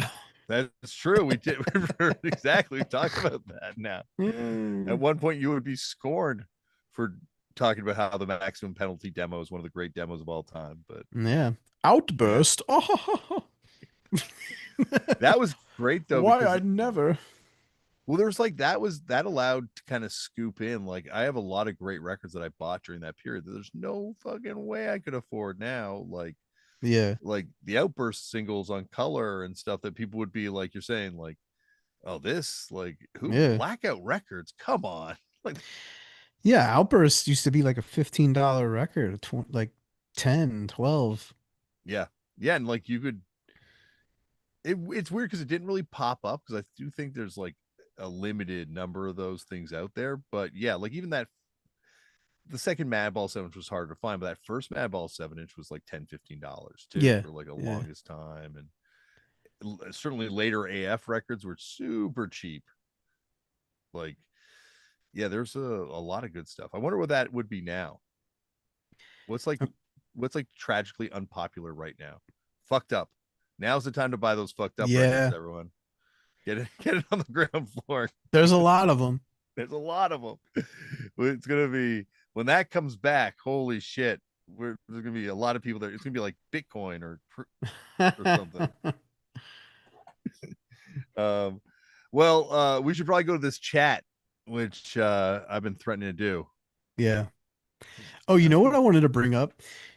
Something that we like really, when we were talking about like American rock bands, Aerosmith is like the main one that we We missed. I saw like someone Tristan told me that someone commented about that. Oh, really? Yeah, and I would say I agree, but Aerosmith is later, right? Like I feel like Led Zeppelin even is slightly later. Black Sabbath is slightly later. Um, but I've been So another thing though, wait, Aerosmith, I'm bringing up Skogs. I mean, 73, their first album came I guess out. you're right, 73. But I feel like that's like New York Dolls era. Like I also think of them as contemporaries with the New York Dolls, maybe because of that last chapter in Please Kill Me, where it talks to I don't know, dude. They're way above the New York Dolls, even then. it's weird when you read that last chapter of Please Kill Me. I think it's Div's funeral someone's. No, it must be Johnny Thunder's funeral. There's like this whole thing about um of course Stiff's not on the New York Dolls, I know, Mhm. but it's at someone's funeral, and then Joe Perry and Steven Tyler are there, and someone's like, "You guys are gonna wind up like this if you don't fucking clean up your act or something." Like I love Aerosmith. Yeah. Aerosmith's like one of my first favorite bands that I got into as like a young kid, Yeah. but I feel like they're slightly later. But yeah, I guess you're right. We should throw them in there. And then like another thing is I watched that there's a Led Zeppelin documentary on Netflix that just came out. And I watched that and we were talking about how the UK music scene was ahead of the American scene. And I think that's right at a certain point, but earlier on I think it was opposite because in this 100%. this Yeah, yeah, in this documentary like they had to come here to make it. And they were like showing like there was another weird thing that they said like and we came back and we played England, so that means all the family was there. And it's weird like all of their early British shows they show there's like little kids in the audience. There's like mom and their kid, like I think like that was like a music hippie thing. concerts. No, this is pre-hippie. That's the thing. Oh, I think like in England at that time, like concerts was a thing that you brought your kids to. that And the makes sense. hippie Yeah. thing was happening in the States, and it didn't really, because I think like maybe the UK was still a little hoity-toity or like uptight, and the hippie thing was happening in America, and they had to go there and play with that scene, and they blew up in America first, and then had to go back and break in England. So Yeah, I still think you do have to come to America and break, right? Like that's the great tragedy of the Kinks is that they went on mhm, that 1965 tour and got banned from touring America for the next 3 years. yeah, So they weren't able to come back to America to 68 because I think America always was the place, but I think it's where America's tastes lie kind of in that time period is why I think the UK is so like I think people in America just love British music at that point, right? Like the British invasion, right? Like that it's obviously got a huge name attached to it too. But when you go back and think like what are the truly great classic rock bands, they all like we talked about last week, they a lot of them are English.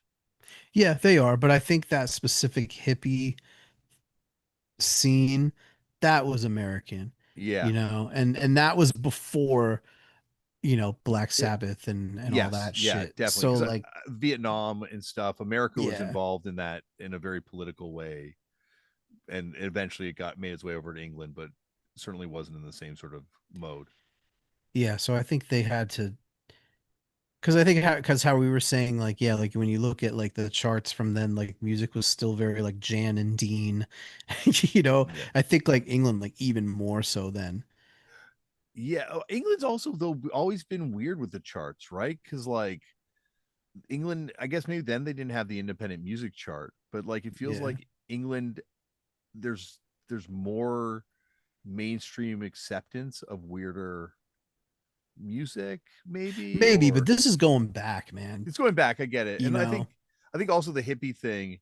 I tend to think of it as like a '60s thing, but it's really like a late. because you got to remember, like, think about what we were just saying. Like, rock and roll is like American trash. You know what I mean? Yeah, Like, it didn't, you know, in, that's why I think it took England. I think it took England like looking at American blues, yeah, American R&B.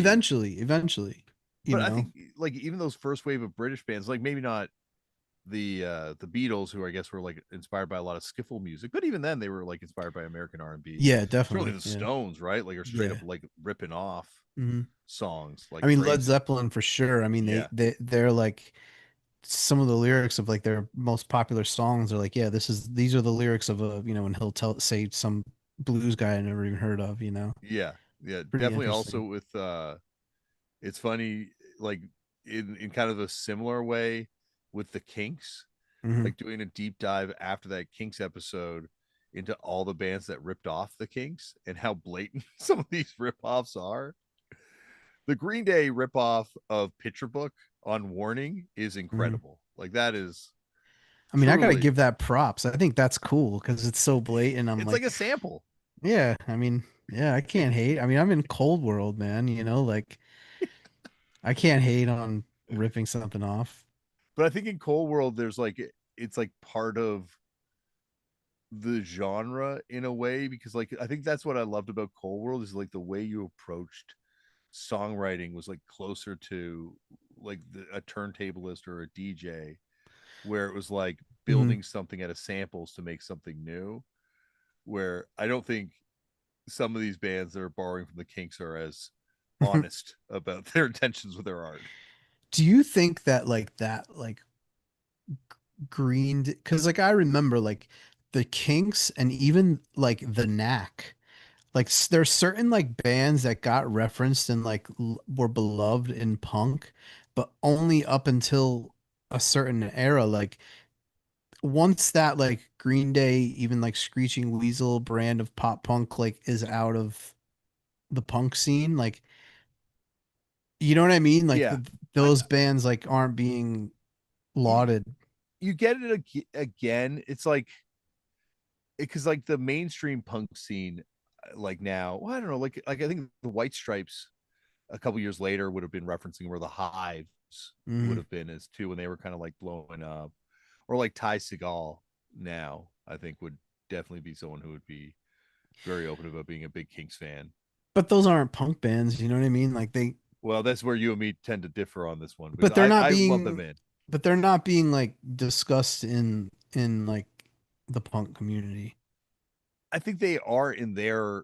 I don't know about Ty calling his scene necessarily a punk scene, but I think the Hives definitely would have called their scene and themselves a punk band. Yeah, yeah. I just remember like the first issue of MRR I ever bought when I was a kid. There was an article or there was a column where someone just listed all the reasons why the Knack were more punk than Green Day. I think that's also like Max Rock and Roll post Green Day popularity, hatred of Green Yeah, Day coming out as of well. course. But just the fact that it was, like I don't know, just that like that kind of like power pop Yeah. and a little bit of That garage rock like influence in the punk scene. No, no, no. It's that brief period where the Knack is like one of the biggest bands in the world is one of my favorite periods of sort of like mainstream yeah. American underground rock music, I guess, like Dramarama or like the Records. Like there's just Hmm. so many cool like one hit wonder type bands that didn't even really make it to the level of having anything outside of a regional hit, but there's just like so many killer records and songs from that time period. Dude, speaking of that, like that reminds me to bring this up. Brad from Piss Jeans and the Ultimate Warriors, and Yes. the Blade Crashers, uh, No, he was hit, in Ultimate War. Was he? No, he wasn't in Blade Crasher, right? not Blade Crasher, the Gate Crashers. Oh, Gate Crashers. Yes. Sorry, I said it wrong. Parts unknown. 001, Alum. I believe. Oh yeah, yeah, probably. Mm. But he hit me because he's like, dude, because remember I was like talking about like Buzzbin like one hit or no hit wonders or whatever. He's like, dude, I can't believe I love hearing Fret Blanket get brought up. you know, he's like, do you remember? He said Nude Swirl and was it Stomp Box? Yeah, I Nude remember Swirl and Stomp Box. so Yes. I remember Stomp Box. I just remember the record cover. I never heard them. And I listened to, I watched their video. I didn't like it. It sounded like Clutch meets System of a Down. I don't know. It Yeah. wasn't for me. But Nude Swirl, dude, I haven't stopped listening to this Nude Swirl LP, man. Weird. It What label's it on? it's Like, so good, dude. It's on Megaforce. whoa. So Nude Swirl are a band. They came out in the late 80s. They had a LP on Megaforce in 93 and went toured with Danzig, White Zombie, and a couple other big acts and stuff. And I was drawing a blank. I'm like, man, this, and I watched the video of the one song. It's called Buffalo, and it was so catchy. And it's kind of like early or not early. It's like that era of like stoner rock, sort of like Fu Manchu-ish kind of Like vibe. riff rock kind of vibe. Definitely. Yeah. And maybe like a little grunge in there as well, but not really. But the one song Buffalo was like really catchy. It was stuck in my head and I kept watching it and on their Wikipedia, it said it was on Beavis and Butthead. I'm like, how do I not remember this from Beavis and Butthead, you know? And then I finally watched I found the Beavis and Butthead clip, and I totally remember it because you can't hear, you barely hear what the guy's saying. And Beavis is like, Butthead, I think I know what he just said. He just said river. And I'm like, holy shit, I totally remember that, you know? And also remember that I used to like edit some of the videos down to like not even a minute. Oh, so short, some of those videos on there. Yeah, and it was Yeah. one of those that they really clipped down. So I didn't remember the song. I just remember he said river. But yo, the Nude Swirl LP, I gotta check. check that out. Yeah, yeah. And he was we were talking about what else did we bring up? Grun Truck. Remember Grun Truck? Gr- Grunt Truck was it or Grunt? Yeah, I Grunt. do remember that. Yeah, I just remember always seeing the ad. It was like a dude like holding like a little truck like toward the Yeah, camera was the cover. I don't know. that was a Spin Records. Was that on Grass Records maybe or no? I don't know. I just remember the ad. Yeah, I remember that ad too from like Spin or AP or something back then. Yeah, yeah. Did you ever hear the band the Star Spangles? They were like Uh, late. They're like post Strokes kind of signing wave of bands. mm-mm. And they have a single called Which One of the Two of Us Are Going to Burn This House Down. That's one of like so good. It's like crazy, crazy good. No, I don't remember. I don't remember They these they guys. they played on Conan one Mm. time, and the drummer plays in the Baby Shakes now. Oh. But they are like I love that record. The whole album's amazing too. The 2003 one. Yeah, Do and you remember the Vice? I mean, this is more this era, this 2003 era. The Stills, yes, they're from Montreal. dude. That record on Vice is so fucking good. One of the dudes from the Stills, I think it's his cousin or maybe it's his sister, is Jessica Paré from Mad Men, who's married to John Castner from the Doughboys. Mm, So it's a very small world up here in Canada. it is. It is. Yeah, it's like one little tiny village where everyone's 1 degree of separation away from each other. Yeah, that I don't like it's interesting. I got to read Meet Me in the Bathroom, the book. Have you read it? Nah, I don't. I'm not that interested in that scene. I'm not interested in that scene, but then I've heard today that it actually goes a lot broader than just that scene. Like they're talking about some of the other like the Hives or some of the other bands that were exploding at that time. Yeah, And I'm like, I'm kind of interested to hear about how that whole ecosystem worked, like how those bands interacted with each other. I don't give a fuck. I mean, I liked those bands at the time, and still, you know what I mean. Like the Hives rock, like the were sick. Like Fisher. Strokes had like one really good song and then a bunch of like okay songs, but like I don't know, maybe it's got a weird place in my heart, I guess, Yeah, but it's still like not good for me. it's got something. It's got something, you're right. It's got Yeah, something to it. I mean, dude, Interpol were sick. I yeah, I could never like them. Really, the first LP? Yeah, to me it sounded too much like Joy Division and I could never find the punk connection and it Let's really see, bothered me. who cares about the punk connection? I care, Woj. Have you not figured that out after 600 plus It's episodes? very juvenile. It's all You I need care something to about. be punk to like it. No, but I need to know that where they're coming from is a place of authenticity. Like not obviously not for hip hop, but like for like if you're in a band that sounds like Joy Division, I need to know that you were like a kid buying those records at the record store as part of your like punk discovery journey and not Yeah, just some but dude that got into it but in university. it doesn't have. But you could plenty of people find out about Joy Division in their music discovery, and they don't. You know, Yeah, a but then they lot of don't people. rip it off that blatantly. Like I'll accept a punk band ripping off Joy Division blatantly like that, but I would not accept that from a non-punk band. But see, I don't even really. I don't even. I don't know. Joy Division aren't punk to me. I know we disagree on this as well, but Yeah. they yeah, to me they are from it in a way. Like yeah, like I shouldn't.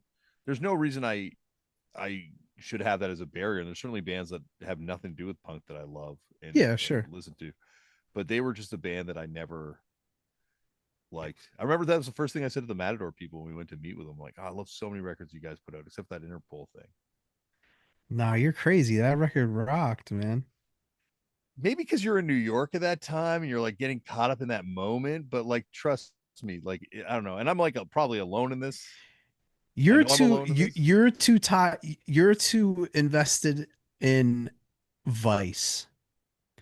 The Yeah. Viceisms of the scene and like stuff that's connected to Vice. Americans didn't really give a fuck about Vice that much. Like, But then it, but yeah, like, I think you did, right? Like, not you, but I mean, like, I think America did. Like mm, Vice didn't have any power in Canada until it moved to America and started getting Americans to like it. Like, okay, it was a I joke. get that Like, point. those guys got beaten up on their way to Toronto, the But way even the even way to that where Montreal. you're like those guys, The Vice like guys, yeah. yeah, I know, but we don't know those guys. To us, it's like the free magazine at the store when you buy something, you grab I one th- on the way out. I And think and no, I think Shane and Gavin are kind of like mainstream figures, not in good ways with Gavin, but yeah, you're right, but we tie those guys to like Vice like TV shit. Like yes, and the yes, people that know about that don't even know about the the magazine. magazine. I get what you're saying. It's like You two know what I'm different saying? eras. It's like a Yeah, completely different yeah, thing, you know? So like when yeah, we're talking about Vice, we're talking about like the magazine and it being influential in like the party scene and stuff and like the hipster scene. And yeah, like normies know about Vice from TV and shit like that or like yeah, young people, you know? So like the magazine, like I think like most people in the States like didn't know. I'm sure like a lot of people did, don't get me wrong, but like I don't know, like yeah. Like it definitely like changed post that TV show, but I still think the mag or post the, I guess post the HBO shows when everything really really shifted. But yeah, yeah. even getting to that point, like Spike Jones was a fan of this magazine, and like Yeah, Jay yeah. Z, they It were was interviewing. influential. Don't get me wrong. It was influential, but like if it didn't exist, there would have just been something else. Like in my opinion, I don't know. Like Yeah, like it'd be interesting. I've never thought about like what would have filled the void without Vice, because Vice kind of like took a bunch of shit that was like more esoteric and pulled it all together and dumbed it down and made mhm. it like more palatable. Like, and when I'm saying that, I mean like Ego Trip, Extra Large, like the stuff we talked about Yeah, last yeah, week. yeah. You know, they took like a lot of this stuff and just you made it for a free magazine consumer as opposed to like someone that would go out and buy forced exposure magazine to read about this stuff. Yeah, yeah. But I don't know, like there's just so much like the do's and don'ts, like influence on fashion, like the rise of American Yeah. Apparel, like that The was all do's and don'ts Vice. were like were amazing. Like look, don't get me wrong. Vice was fun and it was dope and stuff, but I personally don't get hung up on it. I No, I don't know, know. and I know, and believe me, my distaste for Interpol's records has nothing to do with Vice, because I think Vice probably loved them. Yeah, that's what I'm saying. I think Interpol are very tied to Vice, Yeah, right? Like they're synonymous to me. Like if I think of like Interpol, Fisher Spooner, The Rapture, LCD Sound System, you know, like that whole scene, like Electro Clash, like that yeah, whole that, well, they invented that term. Ladytron.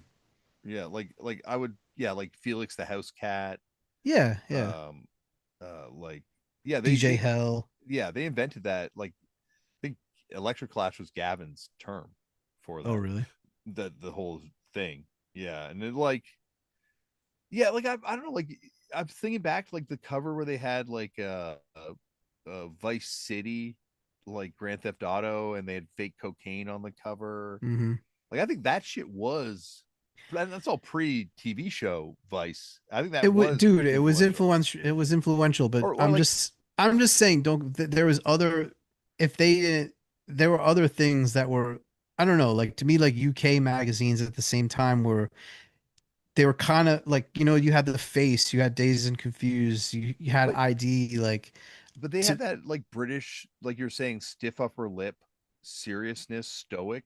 Yeah. kind of thing, whereas Vice was like immersed in American trash culture. Like Yeah. it came out of that trash, like even though it was Canadian, but Yeah. like it it like those fresh jive where they found that uh box of someone's homemade porn photos and they use those for their ads for years in Vice magazine. And You know what it was though, also, I think like in there was still like, I don't know, from my view at the time, like hipsters that made it, that were maybe like influenced by Vice and like taking their cues from Vice, like those people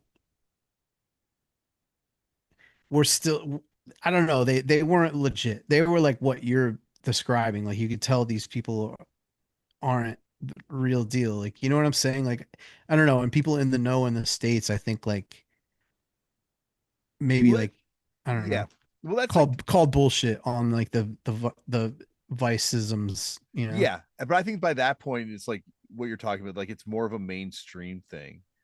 Like really early on, I think it was yeah, it was clowned on. Like there were like people up here that fucking hated it right out of the gate because it Yeah, man. was Like here, like there was like, dude, Philly was, like Brooklyn part two, like we had Hollertronics, we had Spank Rock, we had, it was a hotbed for all that shit. And like yeah, that stuff was popping in the city and stuff. But like the real cool people, like I think, I was like a little removed from that and a little younger. Like I think they like partook in that, but like they like used it more than they were like, you know what I mean? Like, yeah.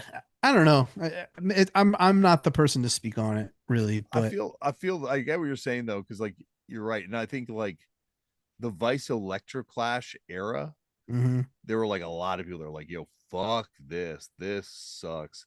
But that was after the Vice Man's Ruin era, and then prior to that was the Vice kind of like Montreal garage rock era, where they were like, the space shits and Tricky Woo and that whole kind of scene when they did Vice Records and they were like putting out this Bionic tape.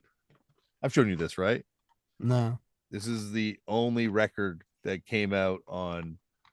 I think there's also maybe a CD promo that came out. This is a promo tape for Bionic, the post Doughboys band, on that's it, Shane, Sarouche, and Gavin Records. What? Yeah, pre Vice, before they started calling it Vice Records. Huh. And then the dude from Bionic beat him up and bit off the top of Gavin's ear in a fight, and they left town shortly thereafter and moved to Whoa. New York. Yeah, See, this proves that you're too deep into Vice. Like, you're I too. I would honestly like one day I'll figure out a way to tell it, but yeah, I've got like a Vice story that is very long, as you know, and very deep with lots of lore attached to it. But yeah, like I'm very in deep with the Vice thing, but I think that's just because like I think that's my entire journey was like with Vice in the background, first loving Mhm. it as a kid, then like you're saying that cocaine electroclash era being like this magazine fucking sucks, but still reading it all the time, Mhm. to eventually like the stuff with fucked up, to making documentaries with them, till like I feel like yeah, like that was like my high school in a way. Like Yeah, that yeah. was like my way of seeing shit from outside the punk world at least. Yeah. That's interesting. I mean, like, dude, like I fucked with Electroclash. Like some of that shit, like Ladytron was dope. You know what I mean? Like I'm not like, because I'm just taking it as it comes. I'm not like, you know what I mean? To me, Yeah. it's just like hipster music, like, or like DJ music, even. Because a lot of that stuff was kind of rooted in like, I don't know, like DMX crew and like traditional like electro. Like so you could like, I don't know. I wasn't hating on it. Like Miss Kitten, Rip the Rippin' Kitten. Remember Miss that Kitten track? was like they Yeah. must have been like 15, 20 issues with interviews with Miss Kitten, it felt Yeah, like in Miss Vice. Kitten was the shit. So I'm not hating, but Punk Connection, she did the one song with the Misfits lyrics. Oh really? I didn't know that. Yeah, dude, Rippin' Kitten. Listen to Miss Kitten, Rippin' Kitten. It's I got like, to admit, I was not listening to much Electric Clash. yeah, because you weren't out there getting shorties No, dude, I'm partying. I'm like one of those cool kids you were talking about that was just using this shit to get my Well, fucking ring, bro. whoa. Because you know what? I was DJing at that time. Yeah. You've always had a broader taste in non-punk music than me. I know from Yeah, our yeah. very first discussion. So, yeah, like I've always, like like I've hip hop I've definitely gotten into, and I've dabbled in other genres, but Hmm. I'm like the Japanese collectors we talked about. I like to specialize. It's a good way to be. Yeah. Should we look through these comments and see if there's anything to Yeah, yeah. get to You before got we you got go? anything good? I think we've got some comments here. Let me try and get this up. How do we do live chat? Okay. Wait till Bill Burr hears the Clash. Good point. Cut to Damien's CBC Punk Wrestling show. No CBC. I did a Vice wrestling show. Hey Damien, bro, how's it? How you doing? I'm doing okay. Thanks, Tom, for checking in. Hey, Pink Eyes. Hey, Woj. Hello. I'm drumming bros with Lucky Lear. Oh, that's fucking amazing. Wait, who's Lucky Lear? From Circle Jerks. Oh, Very cool. What record stores in Tokyo do you guys make sure to check out apart from Disc Union, Nat Records? Question mark. It's been too long since I've had a dig there. I Nat Records is the other store that I go to. I don't know. I've been to other stores there, but I'm not. I normally wind up spending all my money in the first couple stores I go to. I don't know. You probably are a little better. I hold out. Yeah. I mean, I go to all of them. I mean, dude, I've gotten cool stuff at HMV, and you know what? Now Tower has a used vinyl floor when they used to not. So like you can come up on cool stuff at Tower now.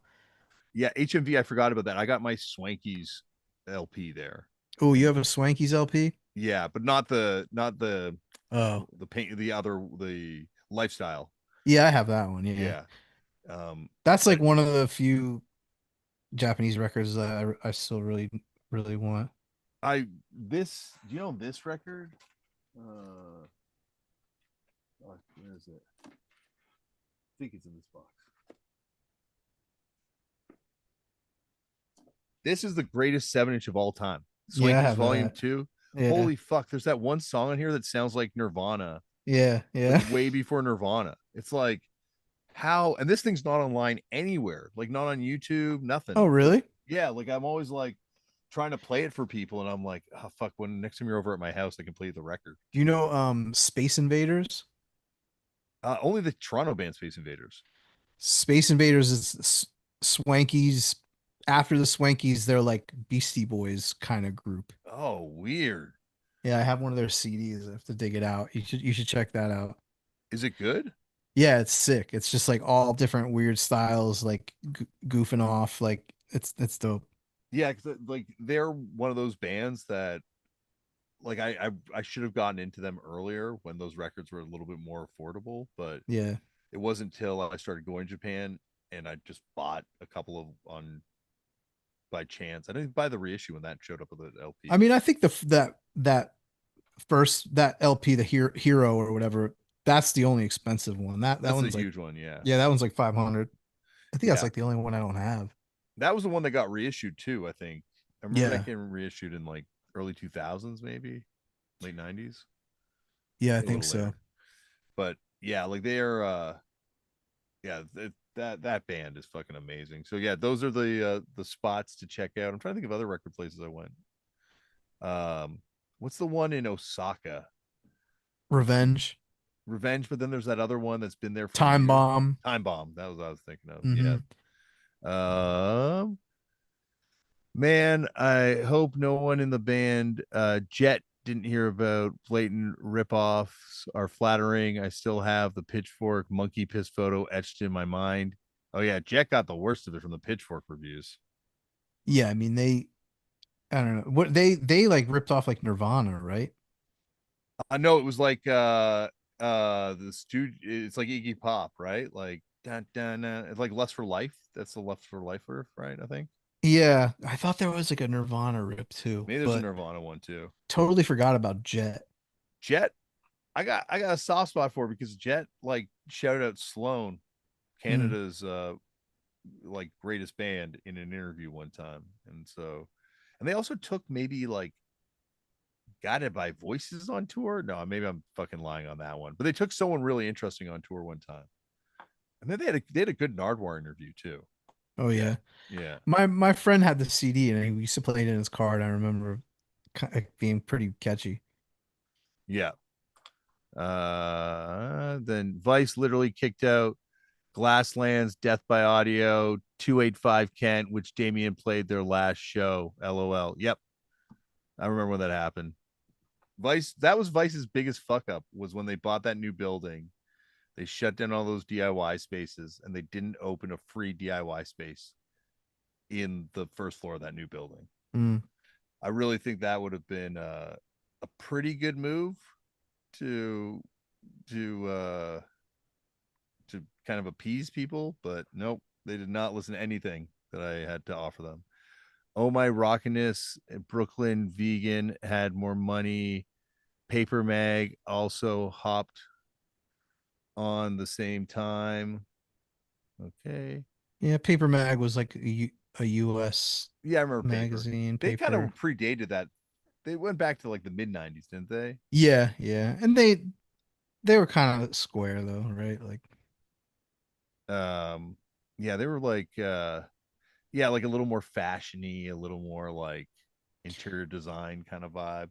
yeah, they're a little more like yuppie-ish. Yeah. They couldn't get too indie sleazed out. No, no, they didn't have. Everything we're talking about now is described now as indie sleaze, by the Yeah, way. it was really sleazy. Yes, That's like the one thing that I'm like, yeah, I cannot argue that. It was a very sleazy scene. it was sleazy, man.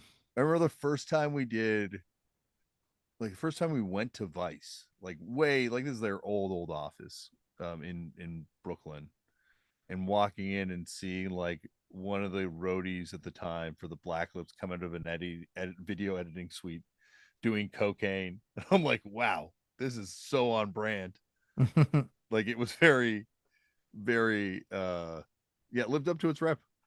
That whole time, everything about it. Yeah, for sure. I mean, if you read what the hell what's the name of the book about all that shit? Meet me in the bathroom. Meet Me in the Bathroom. So I was trying to avoid this whole episode I, you don't but have to tell the story. no, I mean there's like a infamous Philly hardcore dude that we were all friends with who was like in that scene kind of, and he's like referenced in the book. And we used to stay at his apartment in on Orchard Street. I think it was on Orchard Street. Dude, there could be a documentary about this dude's like life at this time. He like you'd be like you'd be sleeping on, we'd go to New York for the weekend and stay at his crib, and he would like you'd be woken up in the middle of the night by like a dude from the Rapture coming in to cop in the middle of the night and stuff like that. Like it was the real deal, man. So I was like in it, knee deep in the indie sleaze world. But that dude was the man, and he kind of put me on to DJing in Philly, and like in that prime era, like you know, like Electro Clash era and like Hollertronics era. And in Philly there was the big party called Making Time, and that's kind of where like the Rapture and LCD sound system, like they played and like kind of like broke at those parties, you know Was what I that mean? Diplo's party? No, Diplo's party was Hollertronics. Holotronic. Making Time was this dude Dave P, Yeah. and he's like really influential in that whole kind of like dance rock crossover world, you know what I mean? Like he like he's he's like a godfather of that shit. And there was like that was like the era where like everyone was influenced by this group called Too Many DJs. Yep.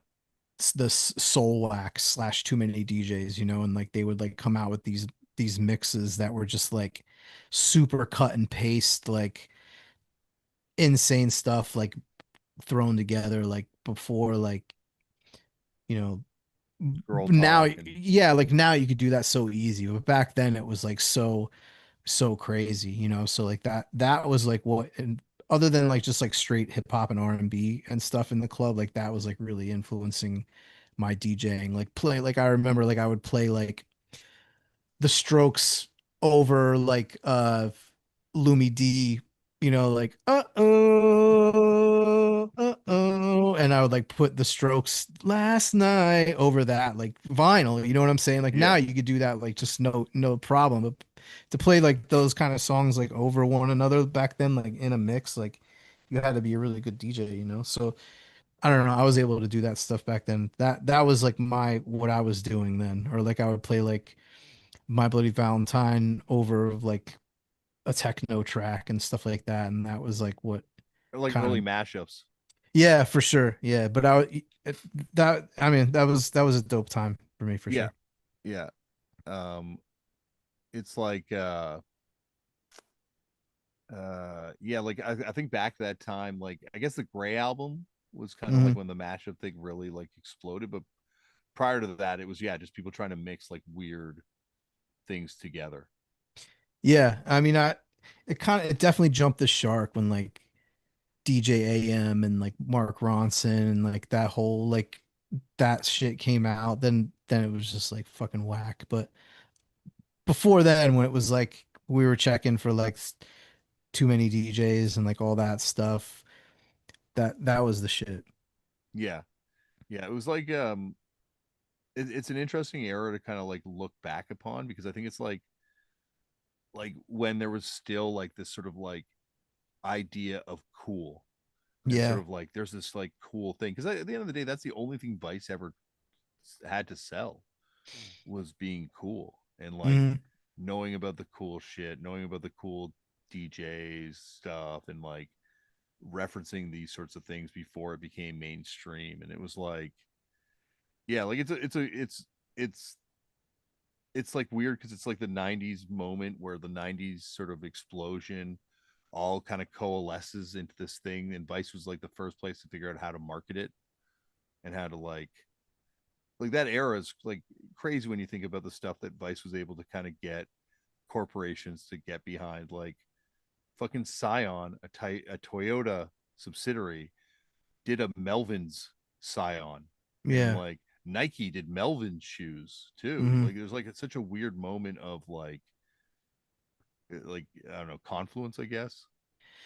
It's weird because yeah, like that was the era where mainstream stuff, I don't know, a lot of stuff still wasn't exactly mainstream, like sneakers were popular, but they weren't mainstream, Mm-hmm. like it's weird. It's like the last like cool era, right? Like I don't know. Yeah, yeah, and it's also like the last era before, like even though the internet was still a thing, but before anyone could just be cool. Like if you have enough money and enough time to like research, you can present yourself as being like the coolest dude I imaginable. mean, dude, every week, every other week, I open my phone up in the morning and the things that are on my feed, it's like these like streamer guys. Like I'll see like all like the hip hop like blog like Instagrams I follow and stuff.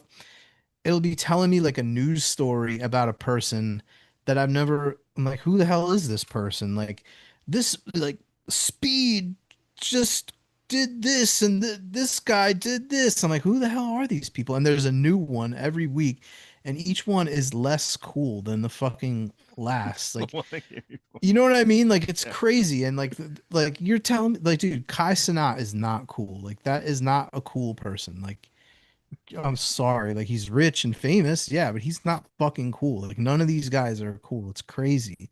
Like Aiden Ross or like all these, dude, they're dorks, Yeah, they're man. They're no none of these people are like yeah, none of these people that you look at and you're like, this guy's got awesome taste in film and music. Like I can't wait to talk to this guy about this like the great book he read recently or something. Like Not it's even that. I mean, like that's our barometer of coolness.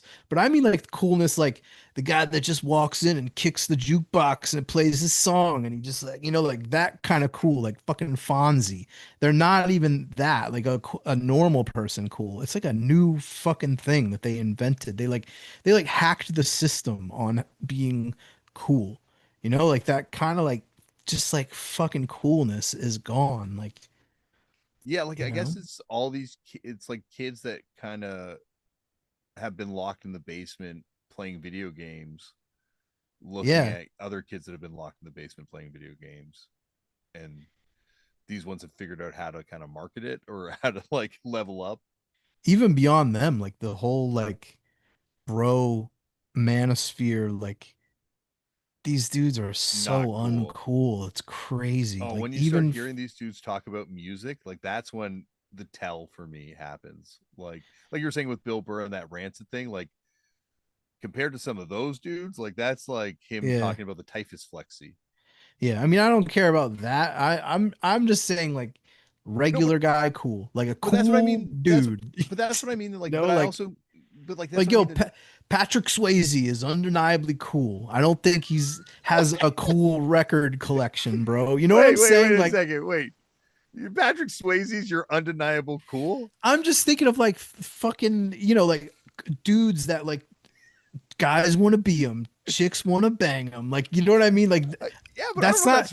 I don't know if that's Patrick Swayze. Maybe in Roadhouse I'm and just, maybe I'm Ghost. just, I'm just thinking of like, like the main ones of our lifetime, Brad Pitt, or like even like, not even like those. It's just like I don't know, like just the That's cool. I don't know. Like I know you're gonna say like, oh, you care about punk too much, but that's why I loved punk because that's when as soon as I got into it, and I took the red pill known as punk rock. I'm like, oh, none of those people are cool. Like they're like there's this quote from Vincent Gallo, and he's like, everyone talks about how cool Johnny Depp is, like how great Johnny Depp is. You think Johnny Depp knew who the fucking Stooges were when he was in high school? No fucking way. And like, but now he's hanging out with Iggy Pop, and he's anyway he goes on from there. And I kind of feel like that's the thing. Like once I took like with those Vice guys, like I never thought they were cool because I'm like, those guys have no idea who Charles Bronson is or something, right? Like the stuff that those guys are saying is cool to me isn't cool because I'm into the coolest shit. Like that's why I love this thing because it was like you realize that no one's cool. Like not even See, Patrick Swayze. I have the kind of my view is on this is when you get too deep into the thing, that's how you know you're not cool and how you know you're a nerd.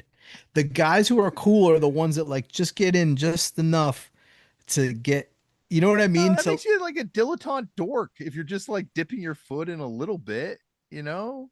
Like like those are the guys that are like right now, the Tony Hawk Taco Bell turnstile dude who's like, yeah, I like hardcore. I dipped into a little bit, I yeah, they're liked it. cool, man. They're doing it the right way. They did it just enough, and they're like, yeah, but I'm still gonna like fucking get a good career. I'm not gonna be podcasting. Like I'm not an idiot. Like we're not cool. We're what No, we you're are. Woj, that's I think you've got like a self-defeating inability to recognize that, dude, like, yeah, you're cool. Like, you work at a cool company, you play in a cool, popular band. Like, I was cool in 2008, don't get me wrong, Yeah, but now I'm past my prime. I fully acknowledge it. But, like, most of the cool, like, a lot of people that do cool shit were the people that were, like, super into this thing. And, like, yeah, not the yeah, people yeah, that got trapped in it, like myself, but, yeah. you know, You know what I guess like to me there's a difference between like cool stuff and a cool person. but isn't it a cool person just like a nice person?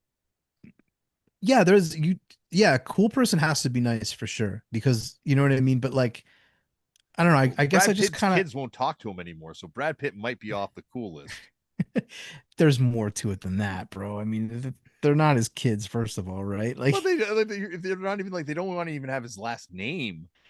Like, damn, look, Patrick Swayze. I'm not touching that one, bro. You know what I'm saying? Your team Jolie over there? I'm not Team Jolie. I'm just team. anytime, like, take it from me as a, like a kid, when kids have been through divorce, Yeah, yeah. like, who the asshole in the situation is as the kid. And like people be like, oh, the mom's making the kid think this way. It's like, nah, like, That I could don't, happen. it could, but not once the kid's like 18, like, I don't know. I just tend to side with the kids. This has gotten so fucking off the topic. I love it though. It's so good.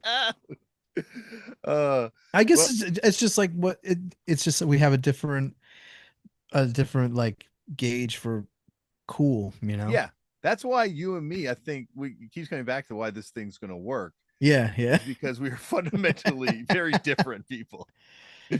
But one thing I did have to talk about, which is something that I think's cool, you Mhm. might not, is the fact that the Kinks connect to Gigi Allen through John Wayne Gacy. That's very cool. And then I was realizing that John Wayne Gacy is weirdly the link between like a lot of weird people. Like Jay Mascis connects to Oprah Winfrey through Gigi Allen to John Wayne Gacy to Oprah Winfrey, who allegedly owns the John Wayne Gacy painting. Oprah Winfrey owns a John Wayne Gacy painting. According to the book that came out of everyone that owns the John Wayne Gacy painting. Like I guess the it might be Jerry Rossi too from Your Funeral, but anyway, his art agent at some point put out like the manifest of who had bought what painting, and Oprah was on the list, which makes sense. Ooh. Chicago, like he was on that show. Maybe it came up cheap. Probably for Oprah, everything's kind of cheap. Yeah, right. Like a Rembrandt's probably cheap for Oprah. Huh. You think she has a mentally ill 7 inch? I don't know. I was like wondering, like, how deep does she go with her Gacy obsession beyond owning a painting? Gacy's place, seven Yeah, inch. Gacy. Like that's the whole thing I was thinking about when sorry, Dave Davies got invited back to John Wayne Gacy's house. I just kept thinking of the lyrics of Gacy's Place Yeah, going around in my head. Like that's got to be one of the most disturbing punk songs ever, too. yeah. I I want to copy that record, but it's like one of So those things bad. so bad. But like Yeah. sometimes I think about these records like when I die, will my kids understand why I own this? As they're selling my records for penny on the dollar, will they like look at the John Wayne Gacy cover art on this 7 inch and be like, my dad was cool, or my dad's a fucking freak? Definitely fucking freak. You could be both. There's a crossover there. There You is. know. Uh well, this has been awesome. And there's probably more comments that I'm not reading right now. But anyway, this has been amazing. Woj, you're gonna be back next week, or are you sick of it? No, I'm definitely back, man. All right, everyone. Same bat channel, same bat time next week, 9 o'clock. Oh no, 2 weeks from now. 2 weeks from now. Don't come back here next week. It'll just be me staring at you with no sound, and it gets very weird. But we'll see you in 2 weeks. Thank you for listening. Peace. I think I'm gonna have to end it, Woj, but I'll call you back.